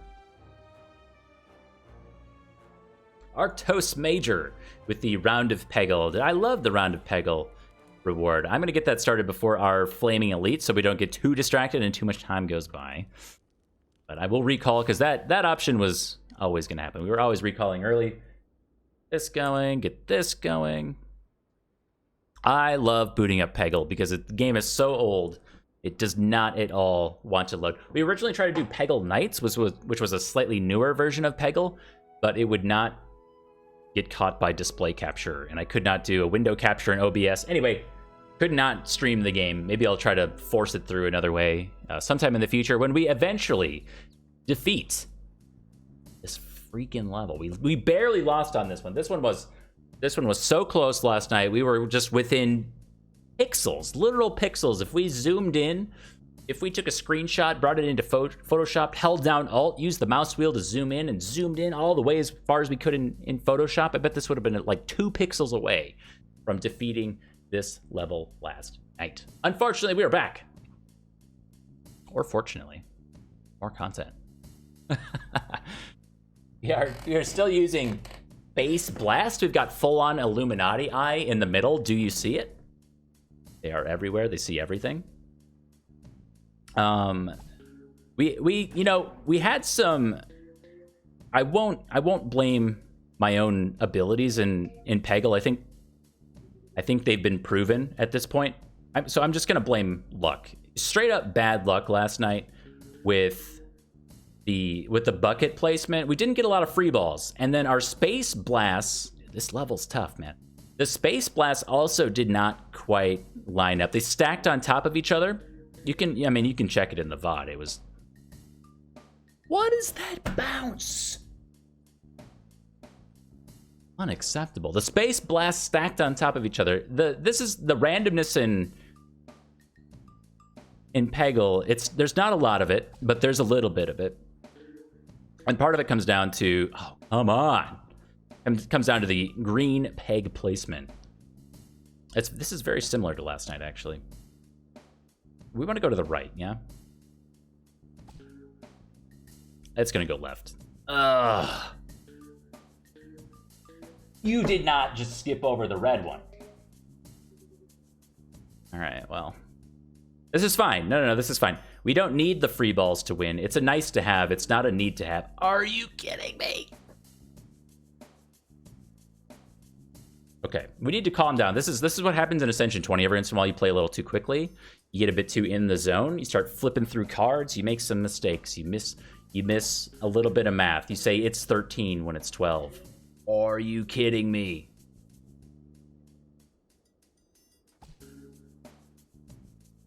Oh, thank you. Oh man, this is getting close. We'll take our Space Blast bonus. That's pretty good. Take our Space Blast bonus and start clearing out some of this middle stuff. Literal last ball. This is where the suspense comes in. This is a flu-ridden Michael Jordan in the NBA Finals. Oh God. Oh God. Uh-oh. Do this level. All right, you know what? For Arctos, we're running it back. I'm not pleased with that. That is not acceptable performance. A single. We've never done this before on the stream. This is a stream first. We're running it back for Arctos. That was not good enough. That was unimpressive. We went through Cleopatra, and now we're dealing with this alien thing. I need a clever name for him. I don't know. This level's getting the best of me. Oh. Okay. Look, we didn't get the free ball, but that was a good bounce. This level's starting to... I don't know.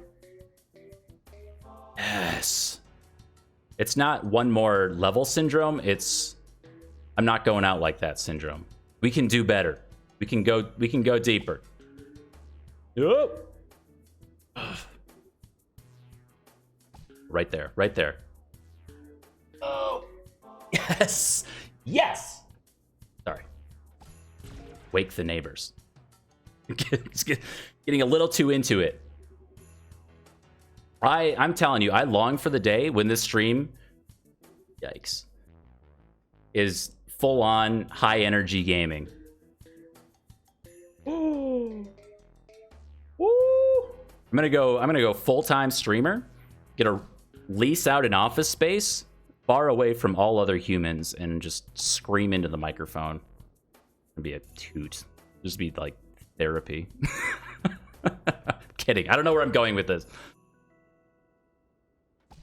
This is another life. What? Arctos? You get 3. You get 3 for the price of 1. We're not going out like this.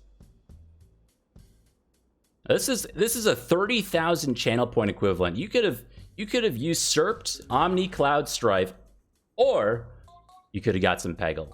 This is not enough. The Peggle get in there. The Peggle reward is not beat a level. It's play a round of Peggle. This is 3 rounds of Peggle. I'm telling you, we need to get through this. I don't want to be the guy who sits here and streams a video game and says like, "What was I supposed to do, dude?" No, we need to... Oh, the bounce. This is the bounce. This is the bounce. This is what you need to win. No. Yes. Bounce to the left. Yes. This is the way. Mando, this is the way. Oh. Just give me a free one. Oh, give me another free one, please. Another free one. Yes. Sorry. Okay. Just after 2 rounds, it's about more than I can handle.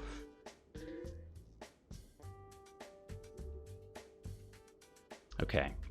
We got this in the bag. 7 balls left. Nowhere to go but up. Look at the bounces. Look at the bounces. The velocity is unbelievable. Oh, the velocity. We could even 100% this map. We got real potential here. This is the one. Okay. Okay. I didn't think that was gonna happen, but I'll take it. Oops. Oh, well. Never mind that one. That one was a slight warm up. We're doing very mild 100% things here. If we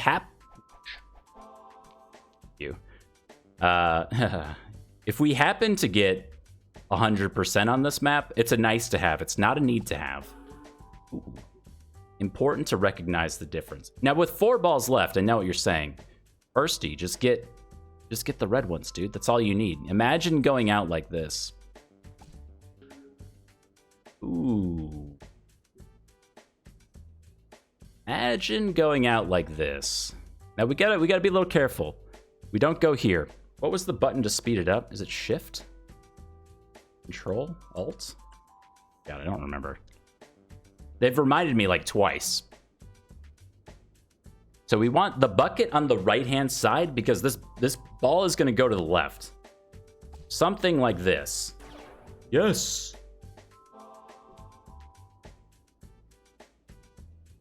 I mean, when you're good, you're good. When you got it, you got it. When you got it, you got it. This is the way. Okay, do we dare go down to a single red peg here?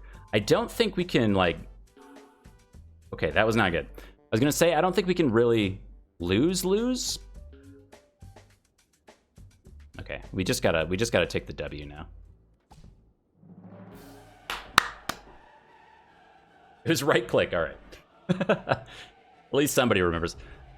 You know what? Give me the 10,000. I don't deserve more than 10,000. Just give me the 10,000. Yeah, get in there. 3 rounds.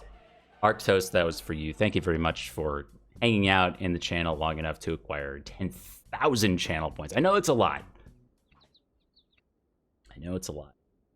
Thank you, everybody else, for humoring my Peggle nonsense. Got here just in time? Yeah, you did.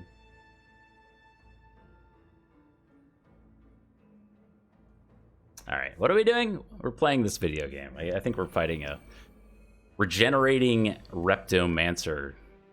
Ultra spooky. You know what? I don't get very hardcore about a lot of games, but I'm not going out like that in Peggle. You know what I mean?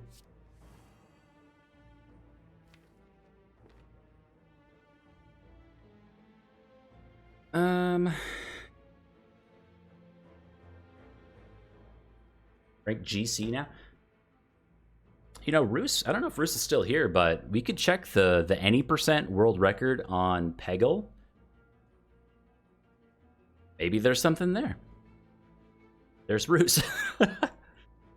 we could think of some things. We could do right click strats. Look up the time, specifically Peggle Deluxe. Yeah, any % world record, adventure mode. Or maybe just like the individual quick play maps. And then we also need to check if there's any task information on how we could maybe do it better. Adventure mode world record is 1 hour, 1 minute. Is that a twinkle in my eye? Because I believe we have an objective now. I think I know what I must do.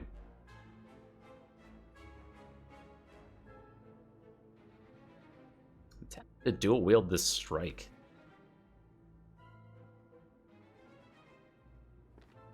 Like, things you don't love to see, but it gets us through these enemies.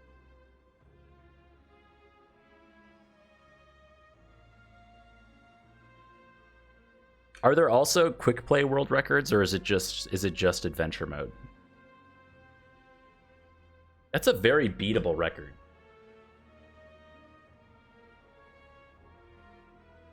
There's no way to manipulate the RNG? You're telling me there's a chance we could actually get this world record? I believe I have a new community day goal. A channel point. I've always wanted to do one of those channel point community challenge things, but I've never come up with anything worth doing. And that may not actually be worth doing, but I like the idea of it.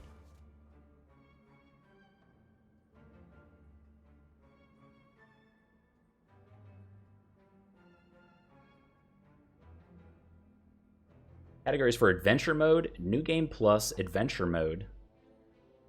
And Grand Master. I don't even know what I mean, I know what Grand Master is, but... You know, I don't know what Grand Master is.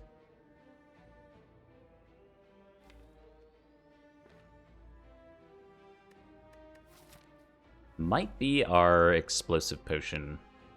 If there's ever a time to use an explosive potion, it's gotta be against... Freaking Reptomancer, yeah?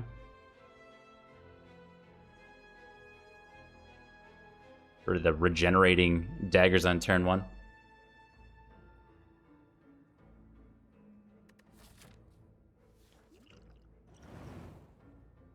Want to actually get him?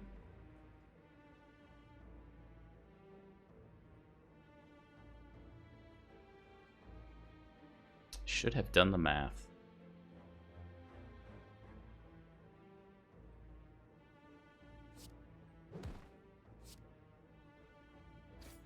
Alright, we'll just make sure we're drawing 5 then.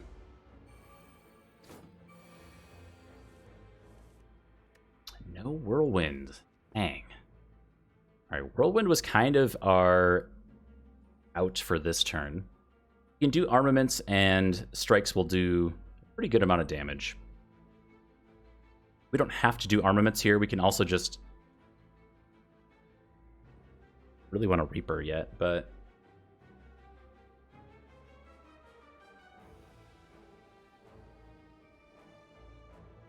Yeah, maybe we will armaments. This is enough stuff to upgrade. We'll yeet that guy and then block out. Try to get again to Whirlwind for next turn.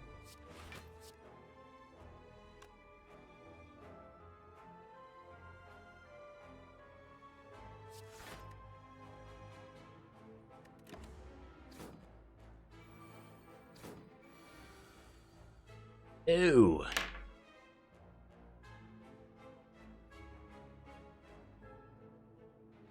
Well, we have Dark Shackles, so the Reptomancer itself is pretty much dealt with. It's a matter of if we can deal with these other daggers. We can get to 12 strength.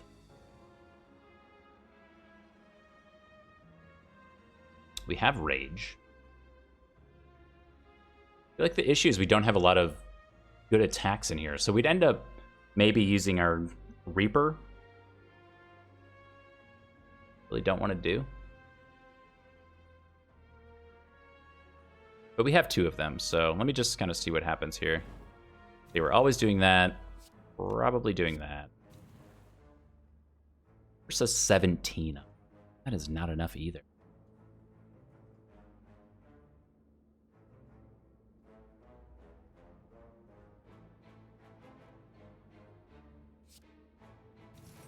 That is always happening.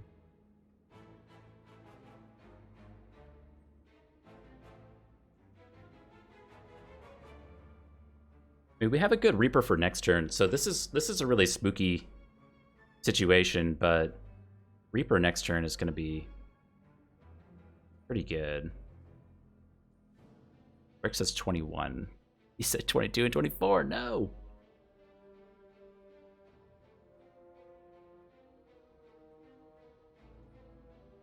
We'll feed and then use feed to block 25 here.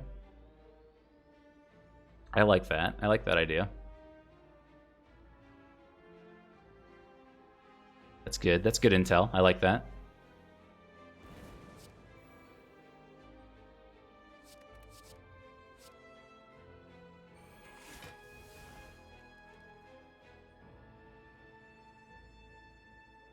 Okay, and then we have these Reapers to heal back up.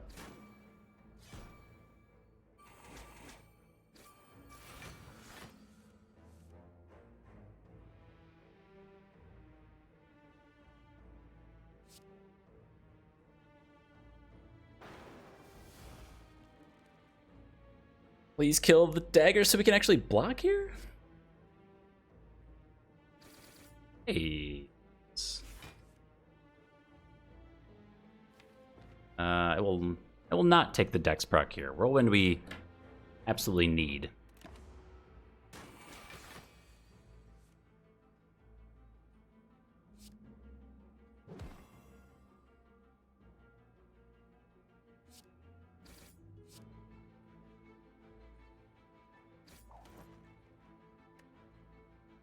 Cool.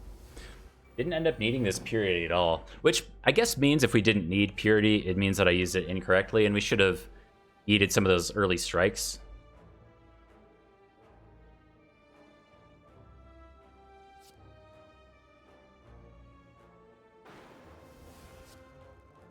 Yeah. 4 max HP. See, not so bad. Get a pantograph, which, I mean, you absolutely love to see a pantograph on Ascension 20, typing or fighting 2 bosses.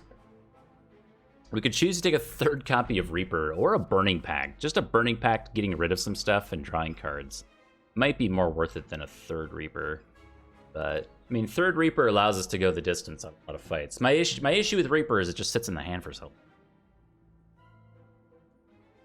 Burning Pact is so good at just getting rid of wounds, burns, slimed cards, and then giving you a positive effect in return and just card draw. Kind of neat to think about Burning Pact not plus. Alright, think about Burning Pact not plus this way. Exhaust 1 card, draw 2 cards.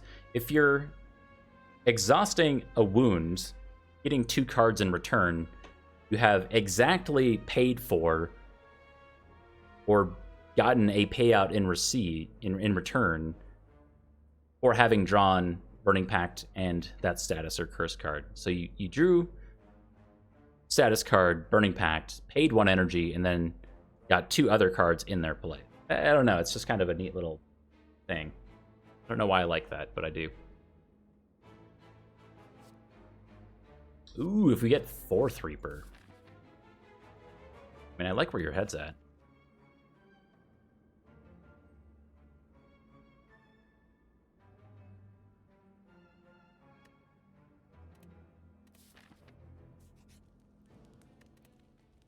No, what we upgrade? Battle Trance would be a really good upgrade. Burning Pact would be a good upgrade. Rage would still be a pretty okay upgrade. We have the Armaments Plus, so we're looking to upgrade things that say Exhaust, or like specifically powers if we had any. We'd look to upgrade those. Also just like a base, shrug it off, making that say plus. Seems okay.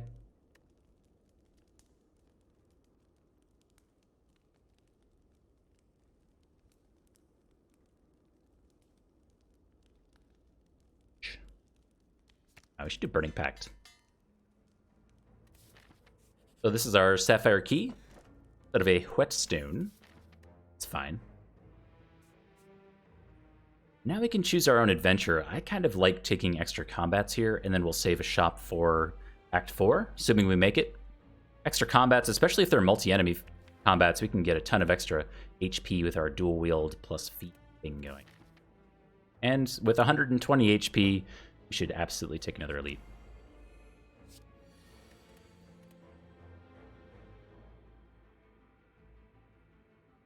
Take Finesse here. Finesse is nice. Scales with our kunai and is also 10% more damage to the giant head for free.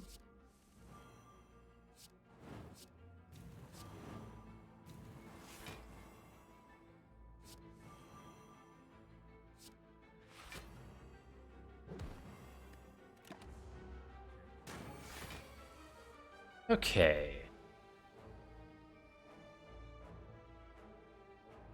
So I want to find Dex procs, and we just need to do damage in general. So I don't believe we bother trying to block this out. We'll do Limit Break, 3 strikes, and a Sword Boomerang. I also think we could just get rid of Whirlwind, since we don't really... not that useful for us. Actually, it might get us a Dex proc, so if we do Bash, Strike, etc. Yeah, we'll keep it for the Dex proc. We can always get rid of it for free next turn, too. Exactly this situation. Nice.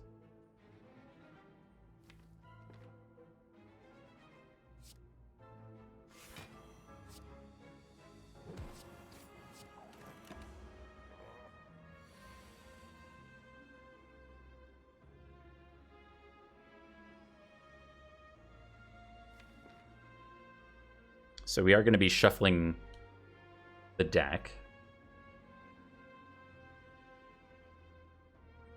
Block for a good amount, and Burning Shackles is not a very useful card in this fight, so I like getting rid of it here. Can easily full block with just this defend. I'm trying to see if we defend, if we can do anything worthwhile afterwards.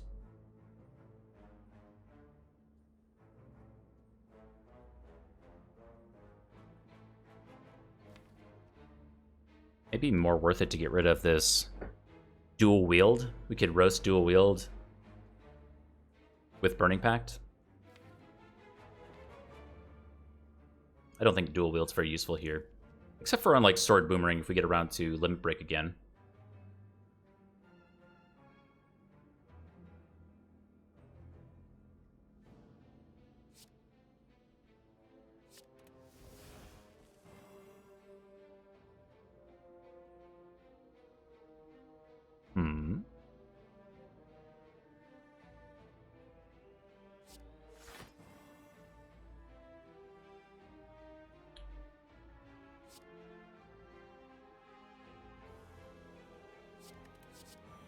So we're not currently drawing any cards, but I kind of like where our hand is at.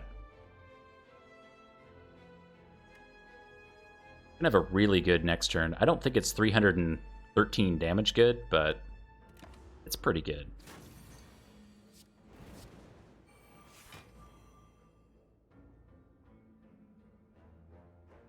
Yeah, it's pretty good. So we can do Clothesline, Sword Boomerang, Twin Strike. Clothesline, Twin Strike, Sword Boomerang.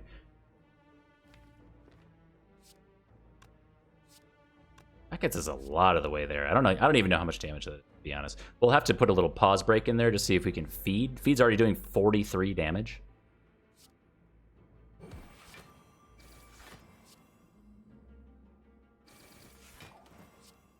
No. I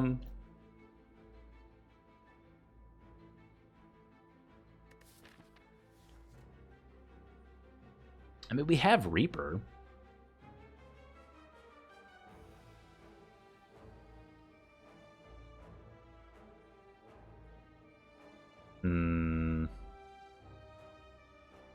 Yeah, we should go for the feed, I think.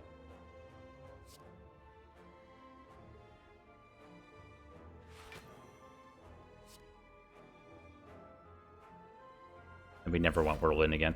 Okay. Maybe defend instead of clothesline would. Could have been. Alright. Order matters here. So this does what? 60 damage on its own. So if we Sword Boomerang Reaper, that is just want to be able to get our feed off. So we have to do some different combo that maybe doesn't involve Sword Boomerang. We do Strike, Reaper, Feed. Might be enough. We have 18, 35, plus 24. Like 10% here and there. Oh, it's so close. Yeah, we can also just limit Reaper Feed. It's probably enough. So this gains plus 12, 29, plus some amount of damage.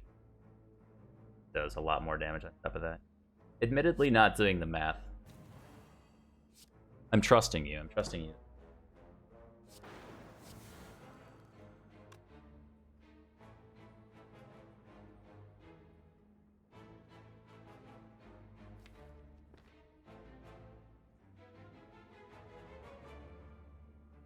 Have anything to say for yourself?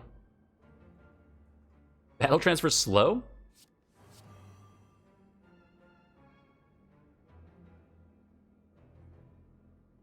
Uno Kid actually did the math. I'm glad you're here.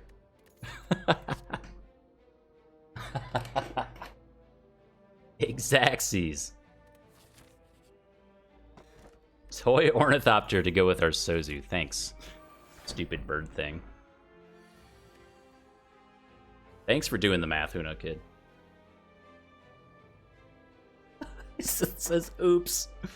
Oh my god, I love it. So good.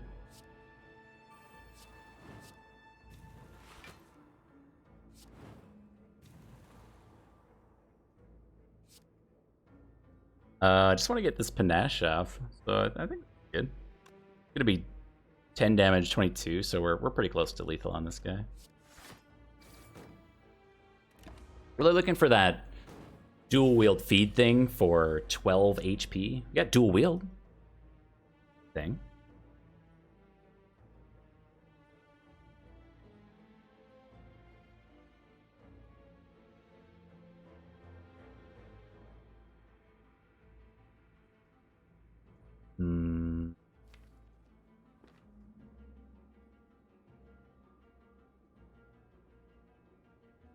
We can get a Monster Reaper here. We should probably just take the hit and go for the feed play.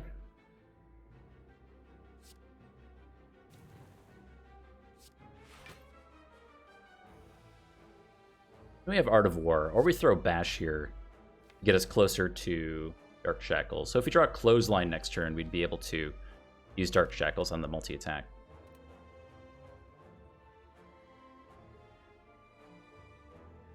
Yeah, I like that. Ouch.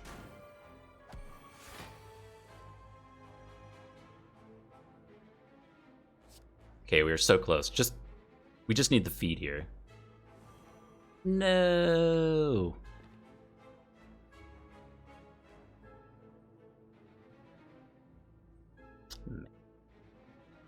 We didn't get feed, we didn't get Clothesline, so we got a lot of damage incoming.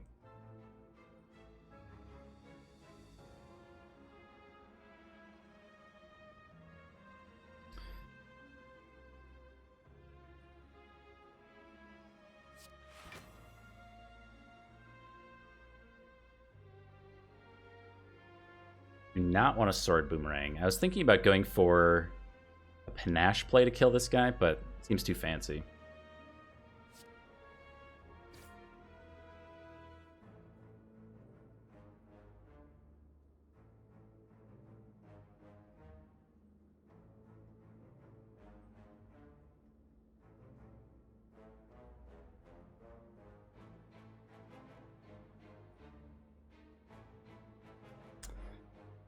Alright.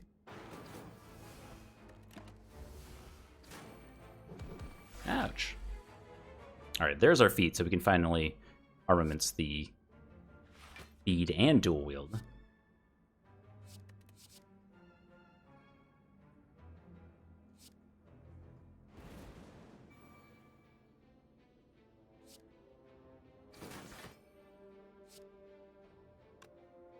Wait, so if we gain 5 block, we go to 22. Take 11 back.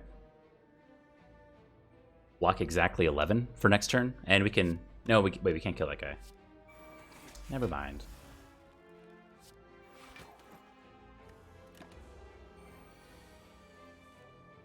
Alright, we need a card that says block on it, please.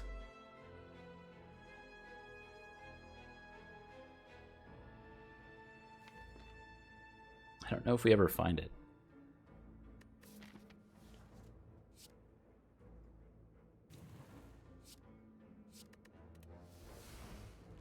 No! Oh, no. Block? Kind of. So what are we trying to do? We're trying to... We can no longer Reaper, or we heal too much. I'd rather have the max HP. So we should do this. And then draw a card. See if we can save that HP.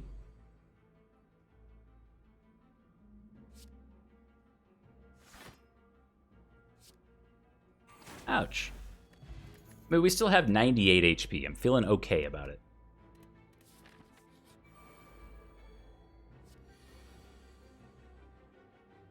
Yeah, now it blocks too much, exactly. Maybe I went too far with the Dark Shackles.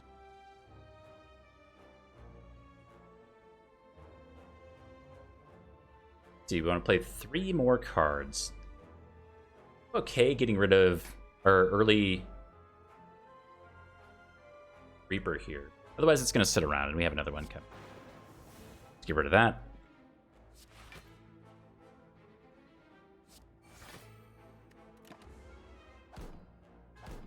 Oh yeah, we have Pantograph, yeah. So we don't actually need to heal.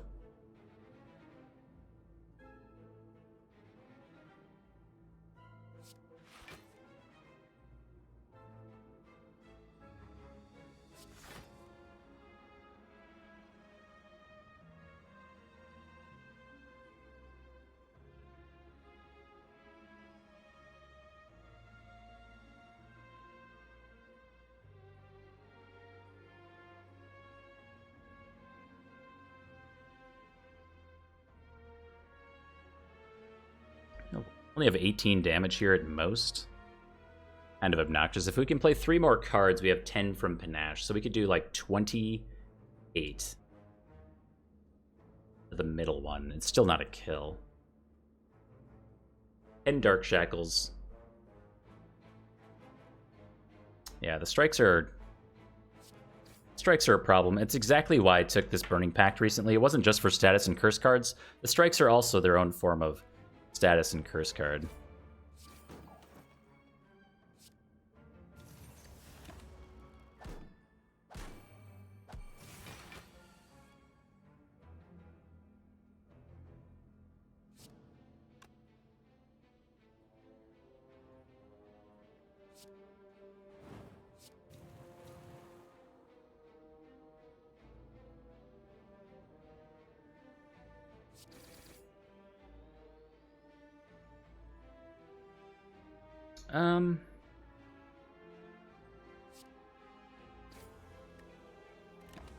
I still think this is fine.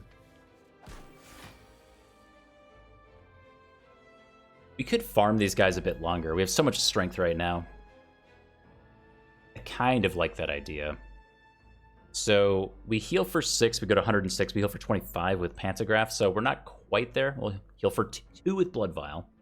So 27 plus 6, 33. We actually do feel full heal right now.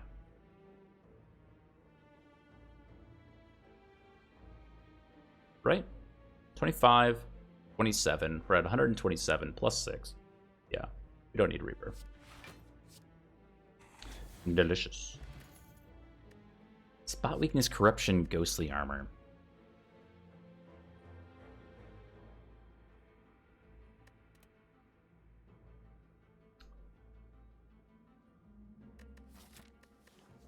What about this corruption? I don't think we do corruption.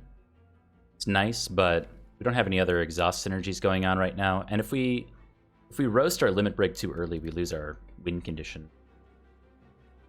I don't think we need any of this. Aha!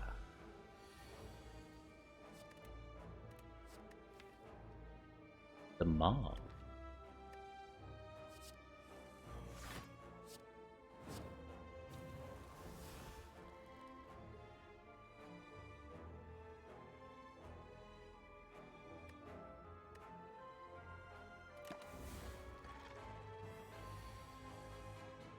Alright, still trying to do Art of War things when we can.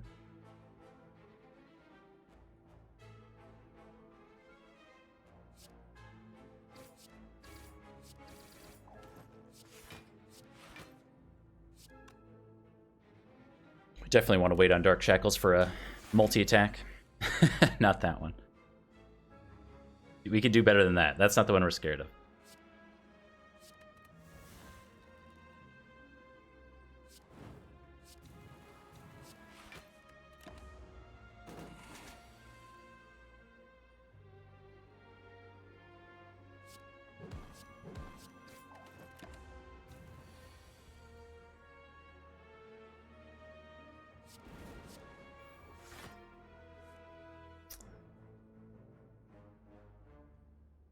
So with Rage down, I just want to see if we can get 3 attacks down pretty easily. We can do Clothesline Strike, Whirlwind for 15 block. We can also throw down our first Reaper instead of Clothesline since it's already weak. That seems to make more sense.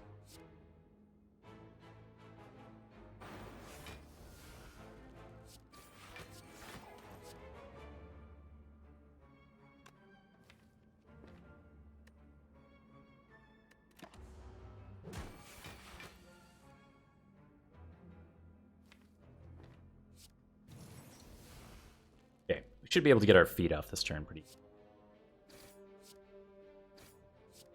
Nice. Delicious. 140 max HP. Not too bad. Headbutt is amazing. Yes, Headbutt brings back our limit break. That's exactly the card we were looking for.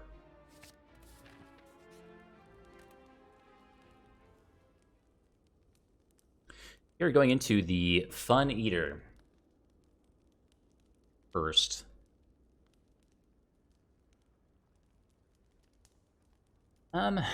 There's not a lot that we really need to upgrade here.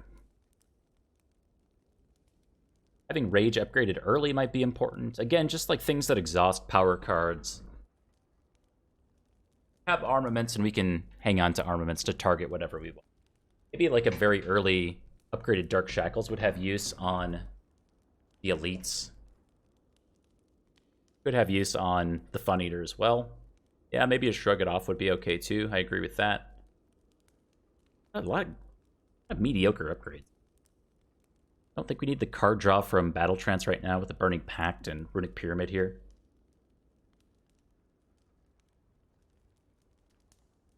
And I feel like Dark Shackles we're hanging on to, hopefully for long enough to get it hit with armaments.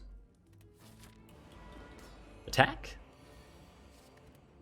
Is attacking first turn. Very nice with our Anchor.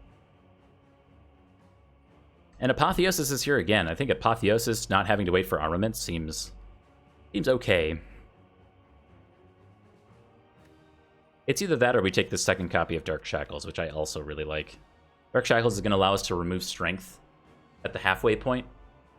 Unless we're just going for the 1-turn or 2-turn Bob Time Eater.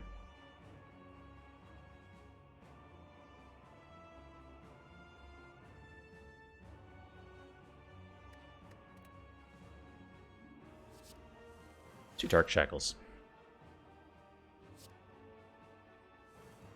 Dramatic interest to assert dominance. Look, I like where your head's at, but just this one time, I'm going to pass on that idea. But I like where your head's at.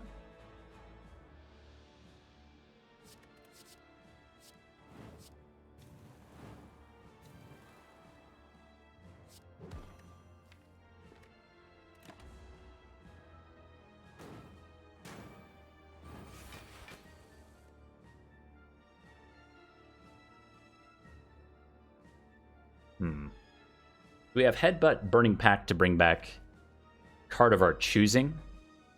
Might just be that Battle Trance to try to draw through to some cards that say block on them. This is not a very good turn for us. We can get down Clothesline as well, which is going to be our best block card right now. Pretty safe to just play Armaments. So if we Armaments Clothesline,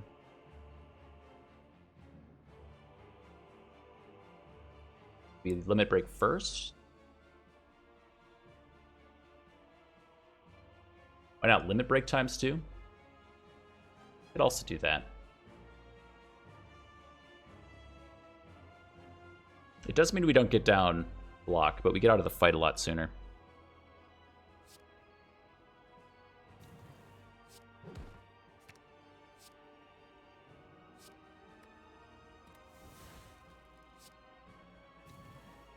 Ouch.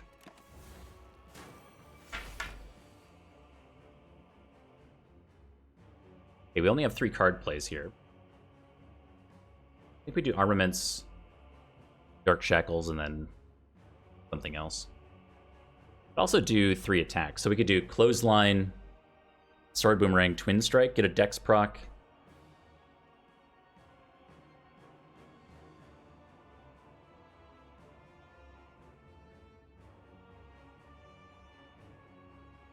Then we're good for next turn too. I actually don't know if I want to go for this Dex proc or not.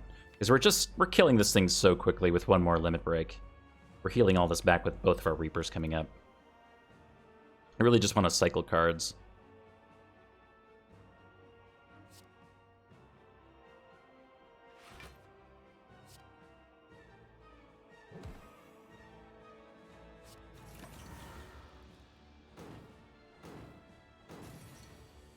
Nice.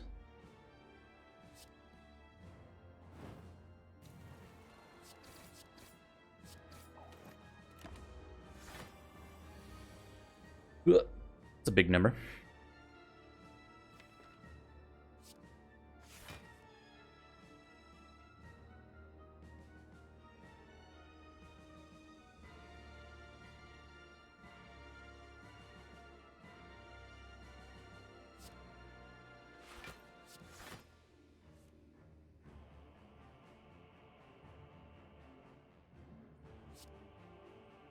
So we have like a good maybe Dark Shackles, maybe Reaper for next turn. If we... Let's see, if we Sword Boom now, we can definitely play 4 cards next turn with Dark Shackles, Reaper, and stuff, and then go just below half, remove all of the strength, and then hopefully just pull into our win condition. But our win condition is kind of Sword Boomerang right now, with Limit Break and Dual Wield.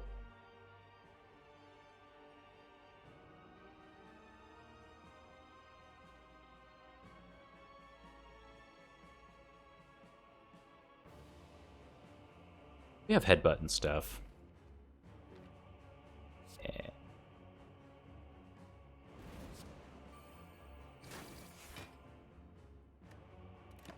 Maybe we have 157 coming around too. Would Limit Break?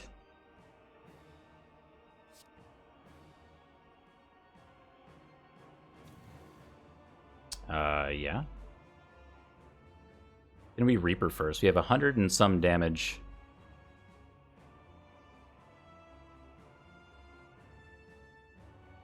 And I do want to get this feed off, too. Kind of awkward. If we do Reaper feed, it's definitely not enough.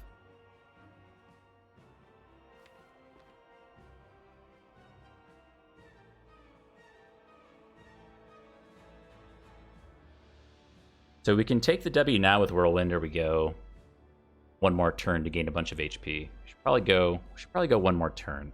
This is going to be 240 damage on its own, which seems pretty good.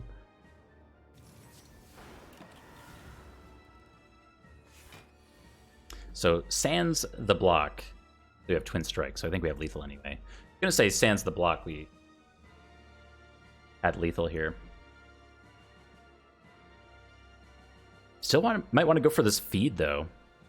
You can go a few more turns now that all the strength has been removed.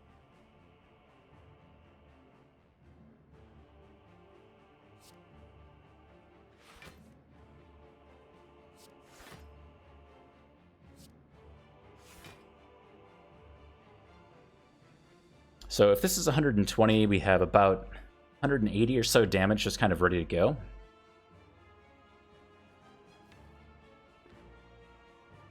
With a bunch of strikes coming around. Yes, we should be able to strike, feed. It's just that Whirlwind plus feed is kind of an awkward combo. Let's do Whirlwind first.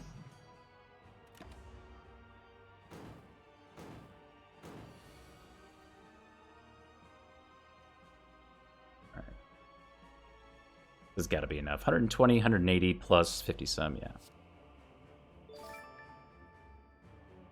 Oh my god. So this 9 gifties. Thank you very much. Incredibly kind. Thank you. We were just talking about you earlier. I mentioned your Fortnite story with, or playing on your son's MMR, something like that you were talking about yesterday. Thank you, dude. Twitch baby. Oh, +1 on top of it. Nine gifties and a sub of his own on top of it. Thank you very much, dude. Very, very nice. Congrats on the TP tree. Onic roll. And Slow Brother. Yeah, welcome everybody to the Bird Gang. Congrats on your Burb emote. We got a bunch of fun ones going around.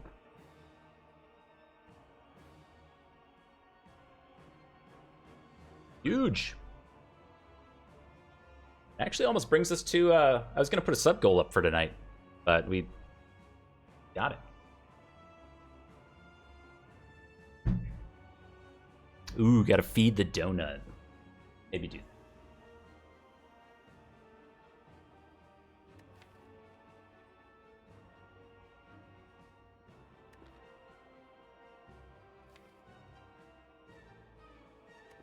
Dark Shackles. Same idea as last time. I mean, Dark Shackles. I think we're eventually removing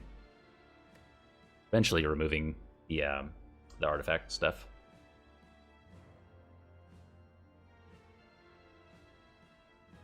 I'm taking precedent over the Great British Bake-Off. Look, that's very flattering, but I cannot possibly take place of the Great British Bake-Off.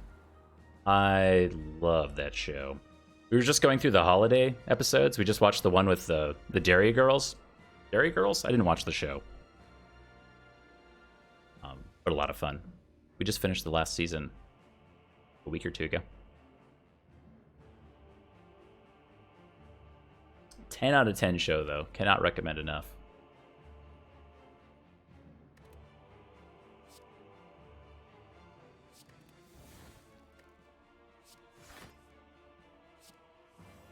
Yo, it turned into a banger of a turn. Nice. Down to the final 3 for you? So 1 episode left? Yeah, I think the finals is 3 people. Yeah.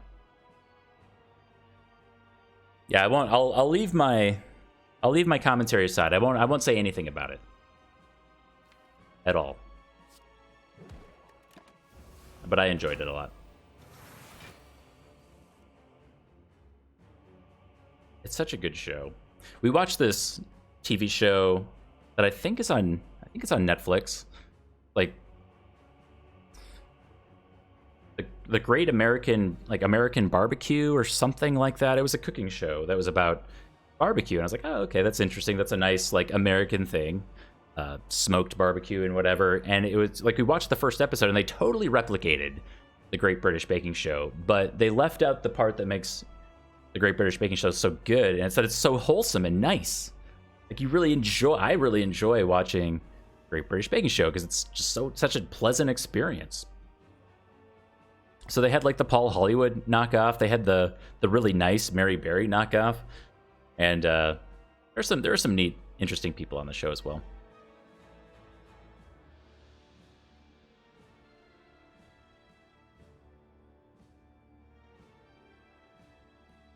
Take the hit with these 2 Reapers, yeah. I want to scale. I want to get our dexterity up, and that's going to be an ongoing challenge unless we actually play the things that say attack on them.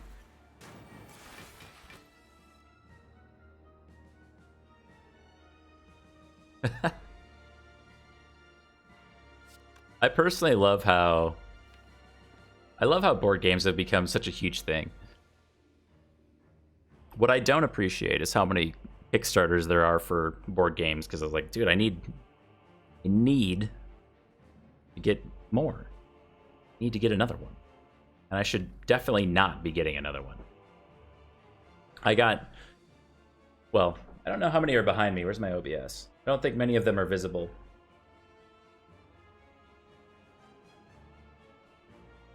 Yeah, maybe I'll show them off after this run. But I was a huge Binding of Isaac fan, so I got 4 Souls from Edmund Macmillan when that came out, and I also got Tapeworm coming, I think, at some point, which is his other game that he came up with.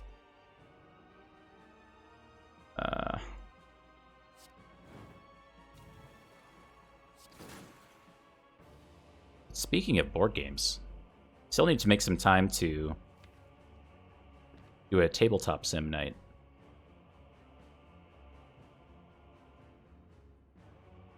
With you, Zuthus. Need to learn. Need a nice baby game to start out with on tabletop sim. Any of you guys out there play tabletop sim? I'm thinking like, Carcassonne is like a pretty simple, chill game. Is that a good starting point with tabletop sim? Straight up Catan. Just play Catan. Catan's fine.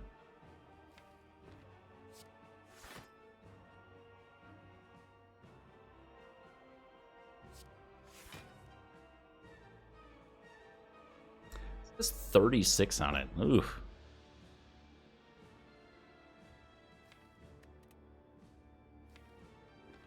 Weren't able to remove the artifact quite like I thought I'd be able to.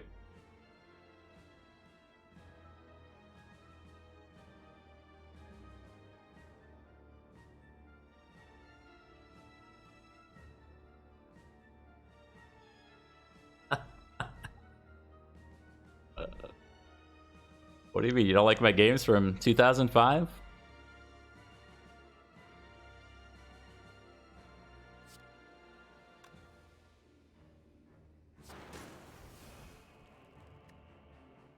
I don't know what I'm doing. I think I'm messing this fight up a lot.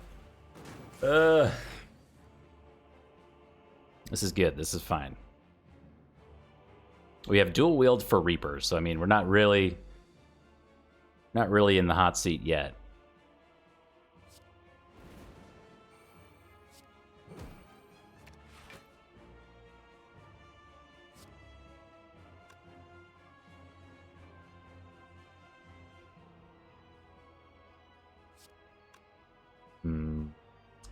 We take the Dex proc here too, because we have Dark Shackles for next turn. So even though we're taking a lot this turn, Rage did some things for us, and then we have Dark Shackles, so we can actually get dual wield Reaper off potentially with this limit break and heal most of this HP back.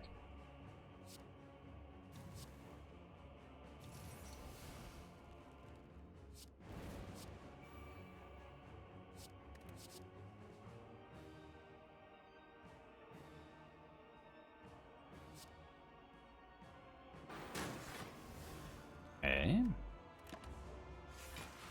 This is fine.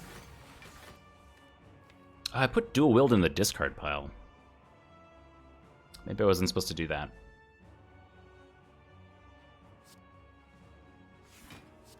Dude, I love the subtle shade. You could play a game that came out after 2005.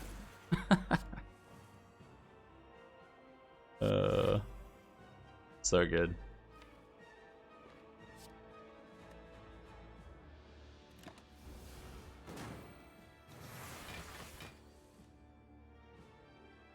Maybe instead of...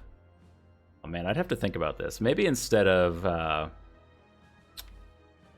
Among Us Community Day, we could do a Tabletop Sim Community Day. That seems like that could be pretty fun.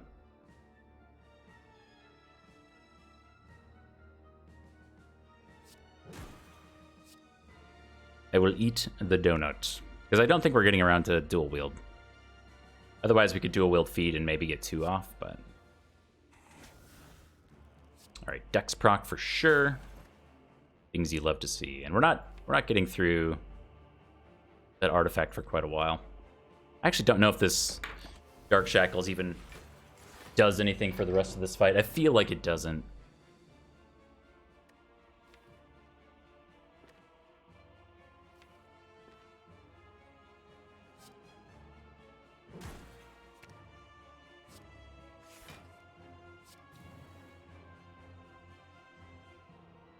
Fortunately, Reaper says 41 on it.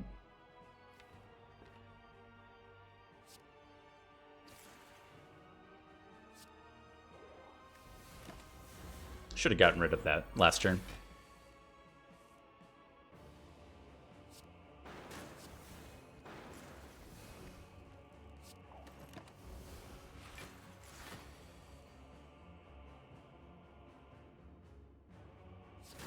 Sweet, good fight. Come on, but with full HP, never even a danger. 148 max, that's pretty good. I don't think it's the best I've ever had, but got a nice buffer there. All right, last thing to upgrade. I kind of feel like the dual wield needs an upgrade. Other Shrug It Off also S tier.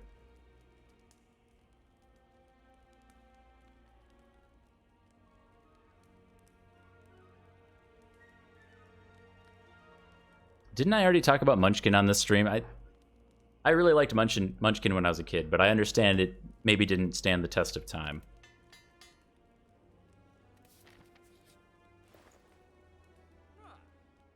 Xaxes on Eternal Feather.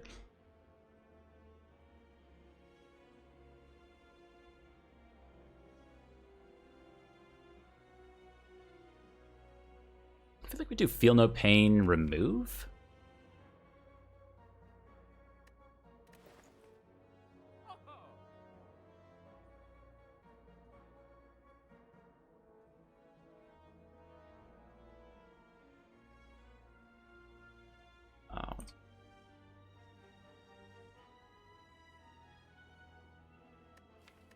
I think Mummified Hand plays an important enough of a role in this deck. We just have 2 In Flames. One of them's bottled, but I just don't think that matters. Feel No Pain, Remove. Spends a lot of our Spire bucks. Doesn't leave us with enough to pick up this Flash of Steel, which would only be nice to stack kunai bit. Membership cards here.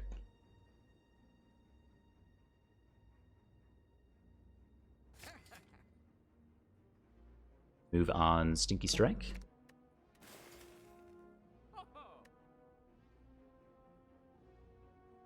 And pick up like a weak potion. Just kidding. Can't do anything anyway. Don't want. Yeah, we don't want. All right, on to the Act 4 elites. Apotheosis is here again.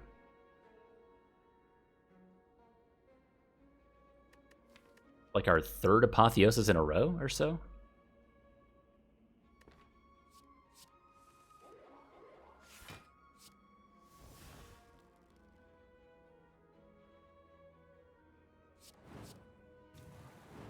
All right, so we take 2, which is going to pay for itself with the self-forming clay. It'll give us 1 extra HP next turn, and then we can hang on to Burning Pact and 1 extra energy for the burns that are coming for next turn. I have Rage Plus. Pretty okay.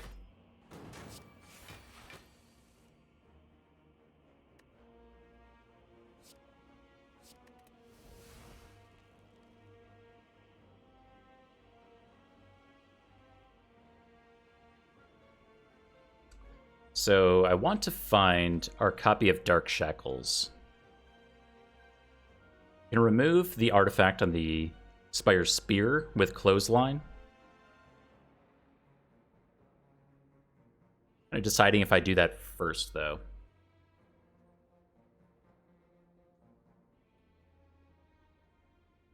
Probably not. We can, at the very least, we can shrug first.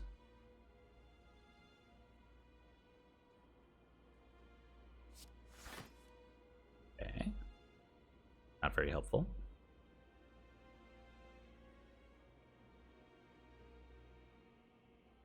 So if we do Rage Clothesline,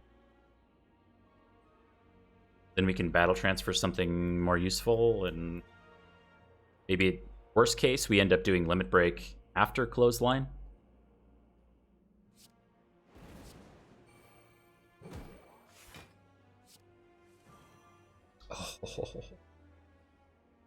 Oh my goodness. You can't keep getting away with it. And we have Limit Break Headbutt for the remainder of the fight. Or, I mean, if we really wanted to, we could forego... No, we don't forego Limit Break, right? I was going to say we could do Headbutt Whirlwind for a Dex proc, but I don't think that mattered. I'll do Limit Break.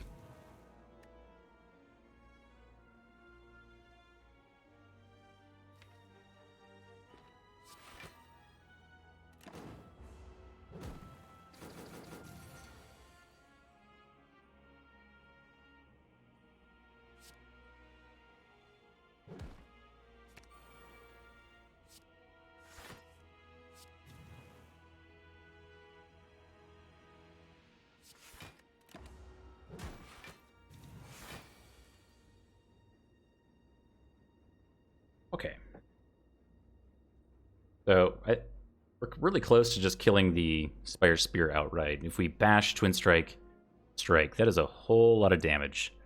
I'm not certain I can be bothered to do the math on. Plus we have Feed here. But I would like to, if anything, I'd like to dual wield the Feed.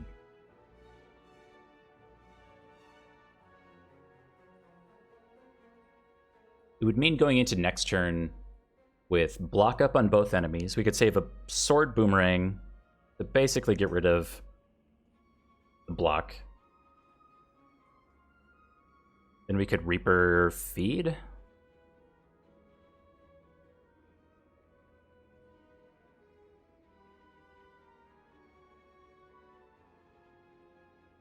I think that's correct.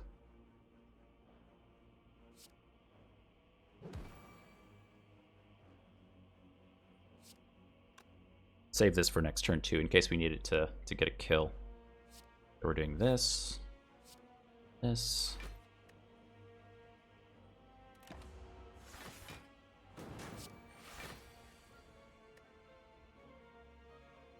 Alright, a Sword Boomerang first. E does not kill that. That's very small problem. So we could do... Could still do... Wait, no. We were going to do Reaper Feed. Never mind. We do have a kill here. And then we turn, and we do take a hit, but we have another copy of Reaper Wind Strike to follow that up.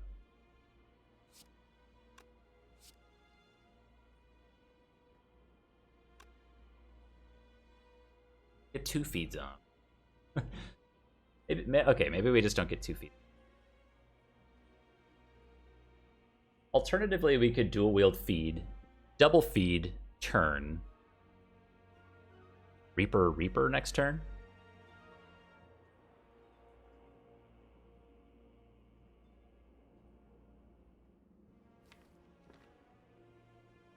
I feel like that kind of works out. And we have Pantograph for a bit more HP on top of it.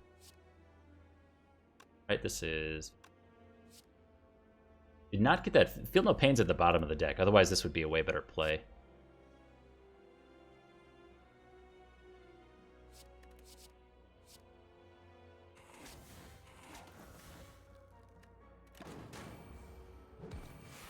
Ouch.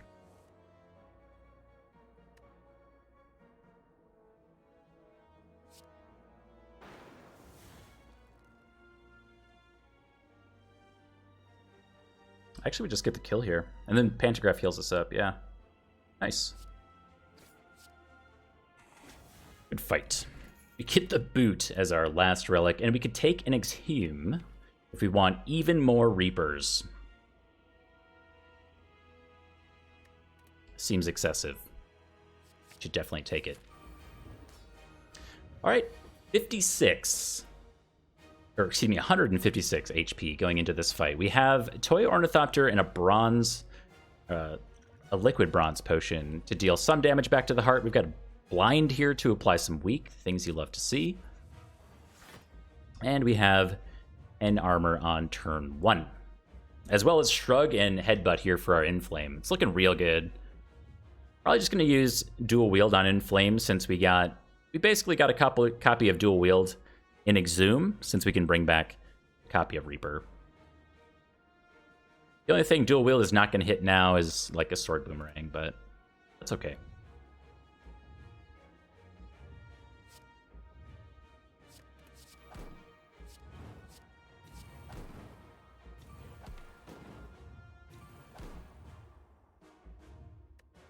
All right, already at 9 strength at the start of this combat.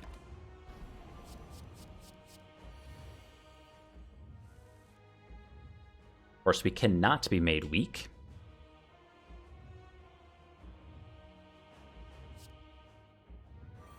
We're going to do this. So the idea is we're going to take enough Beat of Death damage to get our Liquid Bronze into play. So we get Toy Ornithopter value. And then from there, it doesn't really matter what we do. We're going to take all of this damage. Even if we had Dark Shackles in hand, we wouldn't use it because we have Self-Forming Clay. So Self-Forming Clay is going to give us a ton of block for next turn. So we don't even have to worry about the big attack for the most part. We are just going to scale up our strength. Do Liquid Bronze now that we get full value back.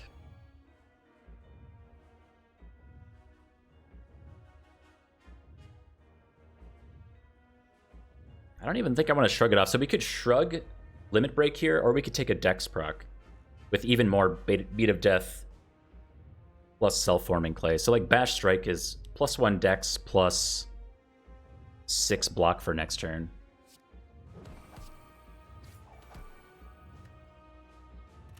Love it.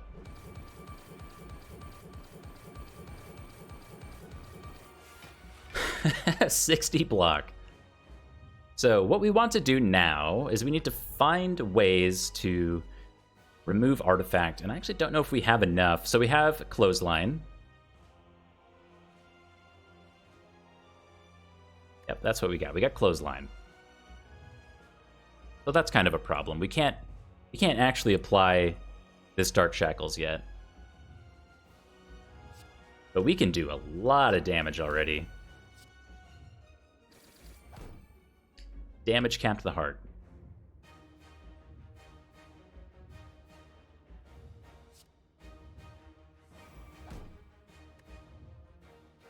Nothing has been exhausted yet. Nice.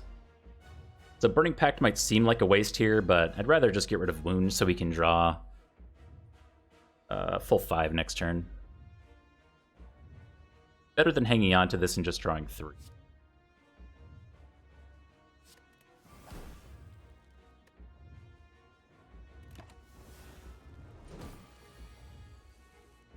Best thing we could do right now, other than just smashing the heart,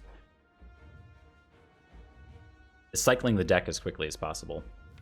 We have Reaper in hand for a 40 HP heal already, plus Exhume. Exhume doesn't say plus. So unfortunately we haven't seen Feel No Pain or Armaments yet.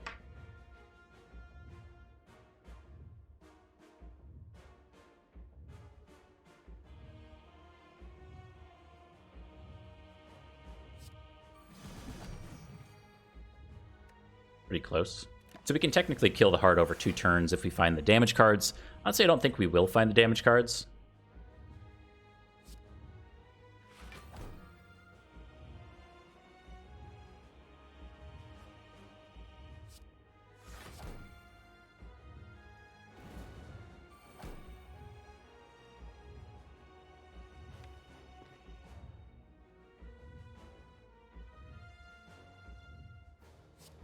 I think we just do damage.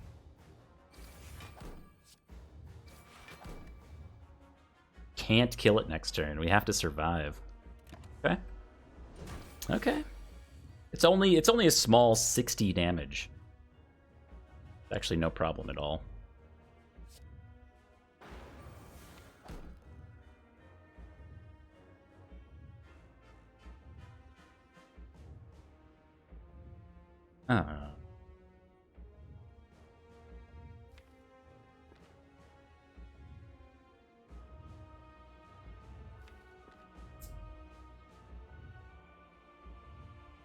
I don't think this matters. Honestly, I'm like, I don't know. I'm torn between just using Clothesline or trying to block some extra damage, but I don't think it matters.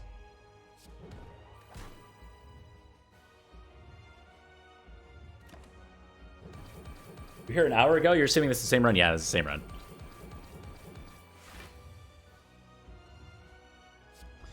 All right, we will Reaper, and we will say, wait.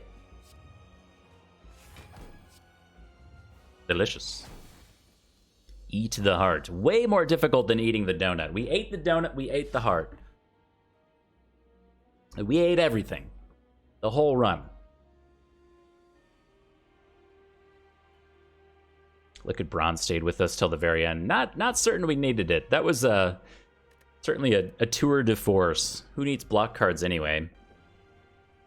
On the Ironclad, you can just, use Reaper. I believe we passed on like a 3rd copy of Reaper at some point. Could have had even more healing on top of that.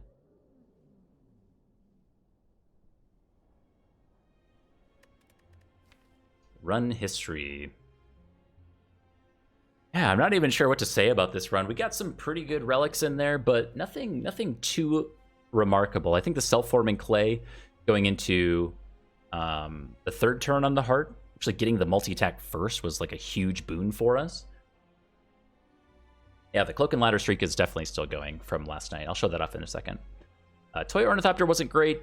I mean, Anchor was fine. Pantograph was okay. I don't think we got a ton of Pantograph value there with these Reapers going off. Red Mask was good. I think Toolbox, the early Toolbox pickup, was worth the buy. We got a ton of really good colorless cards in there. Unai was also okay. I think we had more energy than maybe we needed a lot of the time on turn 1 for Lantern. And a Bottled in Flame was also pretty okay, considering we got the Limit Break Plus coming around. Really late pickup on the Headbutt to get the Limit Break cycling going around, but Headbutt, Limit Break, Shrug it off, Limit Break, some combination thereof, is a lot of strength scaling, even with just a basic starter of a single copy of Inflame Plus being bottled. So all in all, like if you look at the actual numbers here, we took 48 damage to Time Eater, 136 damage to Donu and Deka, 43 to Spire, Shield and Spear, and then 133 to the Heart of the Spire. But you'd never know. We were always at full HP with Reaper. This is just kind of the classic fun combo on the Ironclad. I think a few things will get people hooked on playing the Iron. It's going to be Corruption, exhaust type of synergies. You're just playing all these cards and you're drawing more with Dark Embrace and all that stuff. And then I think it's something like this where you get your strength scaling and Reapers, and you're using your HP effectively as a resource. We picked up Feed somewhere in here. Yeah, Act 1. And we were able to, with the Runic Pyramid, basically always time our Feed. And with Armaments, we were able to upgrade Feed a lot to keep the HP going as a resource. So, all in all, fantastic run. It's really what we're looking for when we're playing the Ironclad. Kind of easy. It took a long time. This was a 3-hour run with some Peggle and chit-chat mixed in. Didn't need to take that long, but all in all, pretty good.